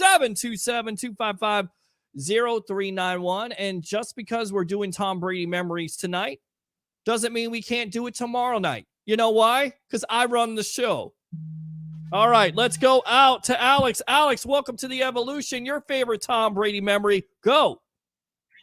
How about everything? How about the fact that he gave us 2 amazing years in Tampa, man? Yeah. Listen, a lot of people are upset about it. Some people, heard the news that they didn't want to hear. I know we all wanted him another year, maybe 2, even just a year. But listen, the fact is he gave us 2 amazing years in Tampa. It's been great. There's so many memories I can go back. I think we've all pretty much named them all. But listen, man, it's been awesome, man. It's been a great, he deserves his retirement. I mean, he loves his family so much, and his wife is amazing, the sacrifices she made. So just to put up with that for so many years, it's been amazing. But listen, 2 good years in Tampa. Like I said, there's a ton of memories I can go back on. But listen, my best memory is He brought us the Super Bowl home during a pandemic year when Tampa needed it most, when everybody needed it most. I know for a fact last year when I had COVID, it was one of those things, that just, it pumped me up. It made everything about last year so much better. So I'm grateful for everything that Brady's done for our community and most importantly, the Tampa Bay Buccaneers. But going forward, yes, the quarterback situation, man. I missed the show tonight, man. I wish I would have snagged in. What are your thoughts here about the quarterback situation? Do we give Trask a chance? I kind of heard Harry. No, no, not Harry. J.C. Allen. Jason Link. He posted a press conference how he thinks that maybe we should give Trask a chance. Do you think he's ready? Personally, I think he's not. I think he's absolutely not ready. I think he's too young. He's really had no playing time, even with Tom. Tom didn't let him play at all. Tom didn't take the time to teach him the game of, being a decent quarterback. My opinion, he's too young. There's some good names out there. There's some good names out there. That's my personal opinion. Do we sign an Aaron Rodgers? Do we get a Russell Wilson in here? I'm thinking not. I think it's going to cost too much. You don't want to give up so many draft picks. But then again, there's some other quarterbacks out there. I heard Matt Ryan. I think Harry the Greek said Matt Ryan. Yep. I think that's an awesome idea. Do I think again we're going to have to trade for him? Yeah, you don't want to sacrifice too much to get a good quarterback in here a year or two. But then again, never doubt that front office, man. That's it, and you're exactly right about that. We talked about that coming in, Alex, and you're exactly right. Would you give up 2 first-round picks for the chance to get a Russell Wilson or an Aaron Rodgers or possibly a Matt Ryan or a Derek Carr? Are you all in, or are you going with the Trask? My opinion is, I don't know what to think about Trask because he hasn't had any playing time. But knowing BA and having this organization say, you know what, we're going to sign off on it. We're going to go with a second-round quarterback, and we're going to see what he has. Is he ready? I'm not sure. So whatever's behind door number 2. AP, and I even heard somebody say something about bringing Winston back. And honestly, I cannot believe I'm saying this. Mm-hmm. I wouldn't mind it. Okay. Why? How come? Because if you look at the numbers, and correct me if I'm wrong. Mm-hmm. Correct me if I'm wrong. Sure.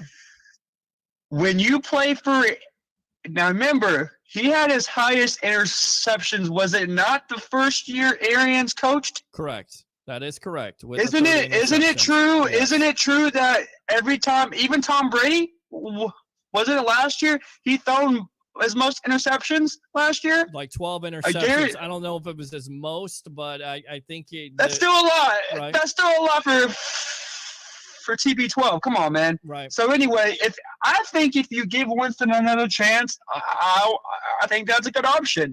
But then I heard a Carson Wentz. I don't know about that. I heard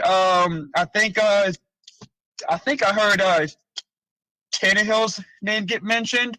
I even heard something as stupid as if Fitzpatrick's name get mentioned. Well, Fitzpatrick is a free agent. He's coming off an injury. Tannehill has a big-time contract, so I doubt that. We heard Kirk Cousins, but again, big-time cap number, $35 million. Right now, the Bucs are looking at it from where they're at, $15 million under the cap, so they've got to get real creative. And then on top of it, you're going to have to give up multiple draft picks.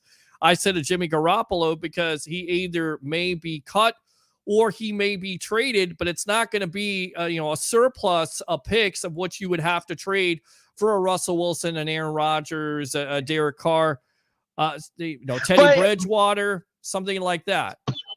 Hey, but my opinion though is if you've noticed, correct me if I'm wrong again, because sometimes I like to be corrected. Arians is a Tom Brady top offensive kind of guy. Mm-hmm. And in my opinion, Rodgers matches that. I would love to see a guy like Aaron Rodgers come in here, a guy like Tom Brady come in here. I think if you put the same game plan in, I think you'll bring back most of the offense. Will we see Gronk come back? No. Rojo? No.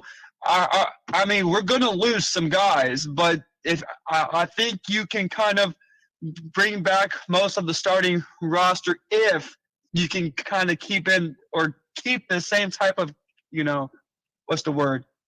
Gameplay that we currently do. Well, chemistry at the end of the day. And of course, we know how chemistry. We know how difficult it is for quarterbacks to come and be a first year system and how they develop and what kind of statistics they can put up and interceptions and like that. So it'll be something to watch. And again, it depends on what the Bucs want to do. Do they want to go with the Kyle Trask or possibly a Blaine Gabbert who knows the system, who we've heard from BA, who's but listen, I'm not going to depend. I'm not a Gabbert kind of fan. I don't think he's going to cut the mustard. I mean, it's just my personal opinion. Okay. Everybody has their own opinion. Trask is not ready. You got to bring in a veteran for at least another year to develop Trask. Take the time to develop the guy. Like I said before, Tom Brady didn't take the time to teach him. He probably just held a clipboard the 2 years he was with Tom, because Tom was out there getting them stats, because he knew he was done. So I love Tom Brady. I love what he's done for everything that he's done for us. Especially, I'm very grateful. I told you this 2 weeks ago. Enjoy the ride. Did I not say that? Enjoyed the ride. Yep. Well, it's up. It's awesome. It was fun. But I would love to see a quarterback like Tom Brady, like an Aaron Rodgers, come in here and keep the same type of play that I know that Arians likes. And if it's my opinion, Arians likes the way that he loves playing that type of offense. So, like I said, a guy like Aaron Rodgers, Russell Wilson, is it going to become a sacrifice to get a guy in here? Of course. But you're going to have to make a sacrifice if you want to win, if you want to have a winning team and continue to make the playoffs. But Pete Leonard, I'm going to let you go. But listen, it's been great, man. It's been a great season. I look forward to what we're going to possibly do next year. It's going to be fun. I can't wait to see what we do. I trust the organization. I trust the front office. I know we're going to produce a great team. We're going to have fun. And I believe that are we going to have a 13-game win season? Probably not. It's not. I don't think that's likely going to happen. But Bucs fans, if we trust the process, we will get there. Trust me. Love it. Let me give you the Byron Leftwich. Let me fire those cannons. Good stuff, my friend. Thanks a lot for the call, Alex. All right? All right, Pete. I'll see you, buddy. See you, buddy. Good stuff there. And again, open phone line. We're almost at the 3-hour mark. 727-255-0391. It's 727-255-0391. Let's go out to these comments. Cat, 2012 NC. We aren't winning anything with Gabbert at quarterback. Roger says, y'all deserve Mike Lennon. You deserve this. Shut up! Oh, Roger.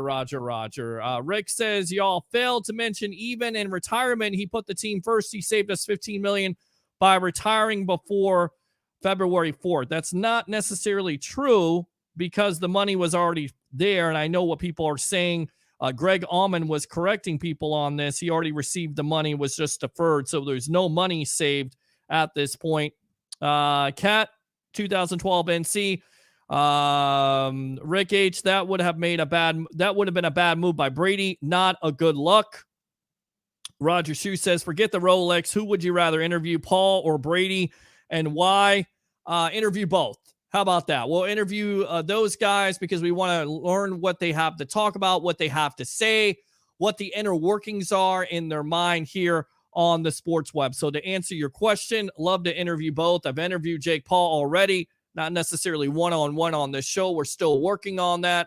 Love to interview Tom Brady, the greatest of all time. Rick says, Cats, he took team-friendly deals here. He could have taken that $15 million and no one would have complained. Roger Shue says, does Arians now hang it up? No indication he does. Cole says, so am I crazy for thinking Cousins would be a good choice? Not at all. Because J.C. Allen of the Pewter Report was talking about that. Want to make sure we read all these comments from these guys. I don't see Winston coming here, says Ben, mainly because the organization has to think about the fan base. This Bucs fan base has half of them that hated him and half that worshiped the ground he walked on. I personally wouldn't be against it, but the Bucs brass isn't going to go back in the past, no matter how much Jameis has or hasn't proven. Good stuff. I'll go ahead and fire the cannons for that. Kat says, I take Bridgewater as a stopgap over Gabbert. I agree with you on that. Roger Shu says, Gronk will announce his retirement tomorrow. We shall see. Tatiana with the hearts. Appreciate it. Let me give you the Byron. How about them Bucks, baby? Steven says, what about Mitch Trubisky? Certainly a possibility. I don't know what that is, but I appreciate it. Thank you very much. Kat says, Wilson holds the ball too long and his best days are behind him. Not ready to say that. He's 33 years old. Not a great offensive line in front of him. He's complained about it. Of course, my point has always been, Kat, that he should take less money, much like Tom Brady does, to help his team out in the long run. No Trubisky. Roger says, Money Mitch 2022. Roger again, hit the like button. Absolutely. Roger says, Bears, $44 million in cap room. Harry, who do you got? Who do you get first and why? We talked about that. Richard Taroka says, still feels like I got dumped by a hot chick. That's all right. At least you had the hot chick, right? Huh? It's better to have than never have it all. That's what I say there, Richard. Thanks a lot for tuning in. This guy sounds like Fat Mike. I thought it was him. It wasn't. Christopher Cole says the question is, do the refs bet on their own games? It's kind of strange how they called the Rams the last two games. Not sure. Roger says parents want to be friends, not parents to their kids. Good stuff. That's actually a really good comment by Roger. How about them Bucks, baby? Michael Todd says, glad I brought it up. I wanted the feedback. Thanks for the insight. Absolutely. Preach, Curtis. Family time for TB. Roger Shu says Gruden should still be in the Ring of Honor. Not getting into that. Bucks made a decision. They're going to stick with it. Royal Rumble was dog. All right. Christopher Cole says Mayfield to the Bucks. We shall see if they like him. You don't want Wilson. Godwin going to Sweet Home Chicago. Kyle Trash. This is what you get for that. Shut up! Roger says, y'all gave AB a chance. Why not Watson? Because you got 22 allegations. And until that's decided at this juncture, I don't think the Bucs are going to do anything in that realm. Just my opinion. Who cares? I worry about what he does on the field. Well, you have to care. Because more than likely, Watson may get suspended and the NFL may have something to say about it at the end of the day. And it may not just be an 8-game suspension. 22 allegations. I think they're going to look into it more than what he does on the field. Goodbye, Gronk. Queen Anita says, I'm here for it. I think it's time for him to live his life with his family full time. Good stuff. I like it. How about them Bucks, baby? Christopher Cole says, I'm nervous and excited about what the future holds for my Bucks team. Heck, it could be worse. We could be the Jaguars. Exactly. Keep on reading comments here. In April, we got baseball, hockey playoffs, USFL, and the draft. Of course we do. Keep it locked here on the Evolution of Sports Talk Television. Super chats are open, so if you want to donate some money to YouTube, once again, it's the Sports Web. I'm your host, Peter Blake, giving you something to think about. Tampasio says, I felt in love with Brady's quarterback stand in the pocket and throwing mechanics. It's a beautiful thing. That it is. At Brady, Justin Fields is the next GOAT. We shall see, but you get this. Shut up! Tampasio, snow games in New England, 2007 season, a lot of touchdowns and always in the postseason. Some favorite memories. What's your favorite Bucks memory? If you have some. 727-255-0391. It's 727-255-0391. Let's go out to Christopher Cole. I would take Derek Carr over anyone. I like it. Everyone didn't like Brady in New England, but when he came to Tampa, he became a different person. We'll read the comments here from Tim. Recent history isn't very good in taking a player off of an 8-game suspension. Tim says best player in NFL history definitely should be on the Ring of Honor. Tim, again, I hope we don't do what New England did and not sign Cam Newton. And let's go on to this final comment. Roger Shue says, thoughts on Brian Flores lawsuit on the Giants and the National Football League.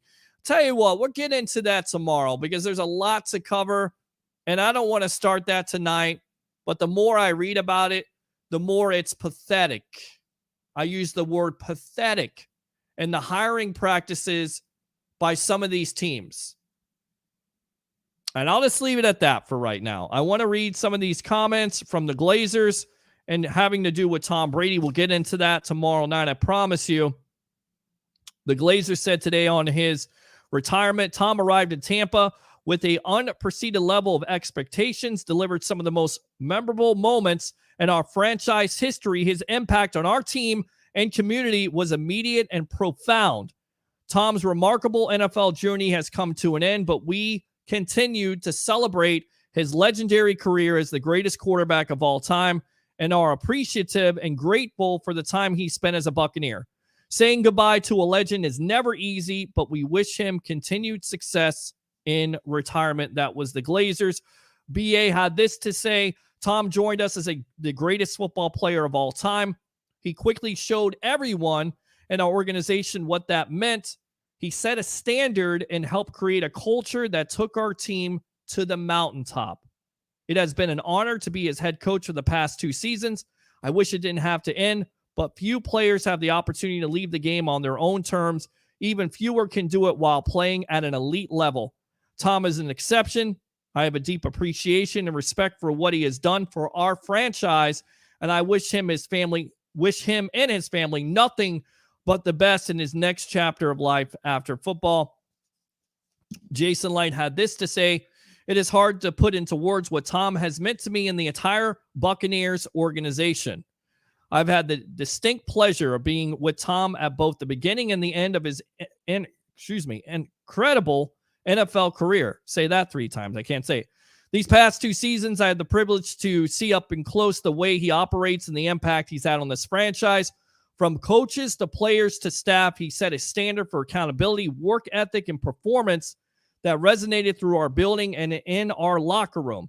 His list of career accomplishments speaks for itself, but to finish a 22-year career while still performing at his peak was nothing short of extraordinary. I wish we had more time with Tom, but I understand and respect his decision to leave the game in order to spend more time with his family, and I'm grateful for the moments we shared. So there you go. Again, Jason Light had this to say about the quarterback situation and his presser, and I think we'll wrap it up because we're nearly at the 3-hour mark here. I appreciate once again the support, all the phone calls, and of course the guests, JC Allen, a Pewter Report, Harry the Greek, professional handicapper extraordinaire, 1252 Chicago Sports. When Light was asked about the quarterback situation, we'll have to go down every avenue. We'll have to turn over every stone. I think our roster is in better position than it was 2 years ago. Let's see. Light believes the roster, despite a lengthy list of free agents, Light calls it a remodel rather than a rebuild. Well, I guess that remains to be seen. I have a lot of faith. I know Bruce does as well. I know our entire coaching staff, my staff, and the entire building has a lot of faith in the players we have on this team. And we'll continue to add, and I think the experience that they have had in the last couple of years have made this team a lot better. There's no replacing Brady. You're not going to find another Tom Brady, but you can find a good player, and you can develop good players. Everyone will step up, and they've learned throughout the last couple of years of how to do that. I think just the experience they've had the last couple of years playing with Tom Brady are lessons that are invaluable. We're very excited about the future still. We're excited about the team that we have, and we'll just continue to march forward. We'll continue to look for the best available option, whether that's someone here or someone out there. This team has grown together. It's the best locker room I've been a part of. I think BA said the same thing, and a lot of our players share that. That bond is very strong. Whether you're handed over to an inexperienced guy or a veteran, I think the leaders we have on this team will definitely help in furthering that person along, whomever that is. So there you go. I don't know what to make of it. I'm not going to try to look in my crystal ball because sometimes my crystal ball is broke. And I think a lot of people, as fans, we expected this team to win a Super Bowl this year, and it didn't necessarily happen, did it? No, it didn't. But that's okay. That's what this show is for. To give your favorite Tom Brady memory as a Bucs fan. To appreciate the last 2 years that we've experienced as Bucs fans. I don't know if we're ever going to see it again. But again, as I started off the monologue to start the show, I would have faith in a BA. I would have faith in a Jason Light. I would have faith in the Glazers that they're going to make the correct decisions going forward for this organization. And it's going to be fun.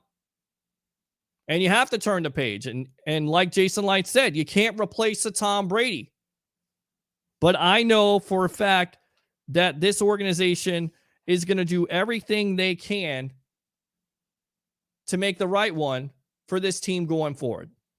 Does that make sense? All right. Let's see here. We'll read this comment. Y'all need to super chat so Pete can give it to Harry to place his bets. Also on the Gronk announcement, this is also what Jason Light had to say. And of course, Tampa Bay signed Gronkowski to 1 year, $8 million contract last offseason that carried void years. So he will be a free agent in March. I think that's yet to be seen. I'm giving Rob the respect to give him some time to see how he feels here in the next coming of weeks. After a long, grueling season, when you played in the league for 11 years, you need a little time to think things through to see if you want to go through it for another year. From my conversations with Rob, he just needs that. I don't think it's going to be dependent on whether Tom came back or not. From what I understand, and I know that Rob has an incredible experience here as well. He was a big factor in us having the success we've had. We would welcome Rob back with the open arms, but we're giving him his space right now to decide on what he wants to do. Now, I will say this. A friend of the show, JP Peterson of FanStream Sports, the JP Peterson Show, reported today on his broadcast, which you can hear on Facebook and, of course, YouTube 10 to 12 every day, that he's gotten intel that Rob Gronkowski will retire, which should shock nobody. Because, of course, when you listen to Gronkowski, he said before, I only play for one quarterback. That's Tom Brady. So we'll see what happens. We'll see what transpires with what has gone on today and what the future holds. But as I said, coming in, Bucs fans, don't be worried about it. Don't be scared, because we'll have it all here on the evolution of Sports Talk Television. We'll be back tomorrow night, 9 o'clock here live on I Love St. Pete and the Hub. We call it the Sports Hub. 3 things, almost to 3 hours here, guys. You ready? Bring your passion. Bring your excitement. Just don't bring any nonsense. I'm your host, Peter Blake. Keep the faith and have a great night.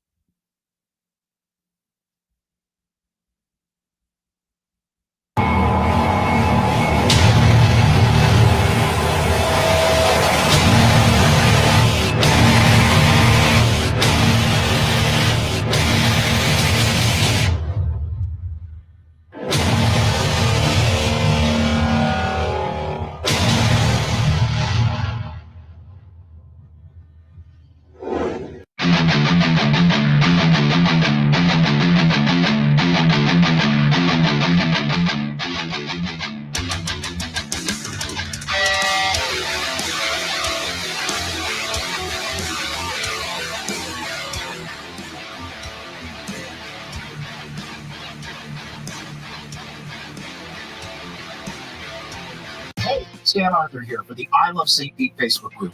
If you're a business owner looking to connect with tens of thousands of potential new local customers, you owe it to yourself to get enrolled in our Key Tag Rewards program.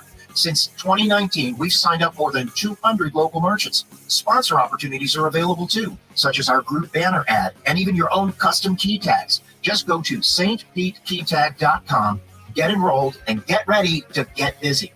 stpetekeytag.com.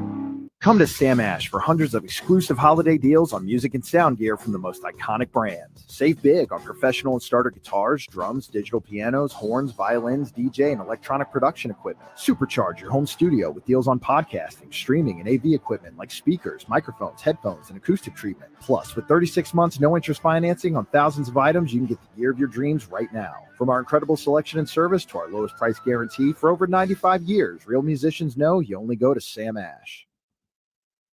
BetUS.com. If you guys are betting on the games, whether it's NFL, NCAA, of course, you're not going to do that now. Maybe basketball, not football, but of course, the NHL, NBA, go to BetUS.com. You get a 125% sign-up bonus. And also, if you use this code right here, the promo code of TSW22, which, by the way, stands for the sports web, TSW22, or call that number 1-800-69-BET-US. Again, 1-800-69-BET-US, and put in that promo code TSW22, and I would really appreciate that. I've had 27 beers spilled on me. Make that 28. I've only got one place to go before the game. BetUS.com. Sign up at BetUS.com and get the best bonuses in the industry. Hi, guys. Thank you very much. I appreciate you taking the time today. It's an exciting moment for me in my life. Something that's obviously very unique to me is it's the first time it's happened in 20 years. Tom Brady is expected to be in Tampa with the Buccaneers.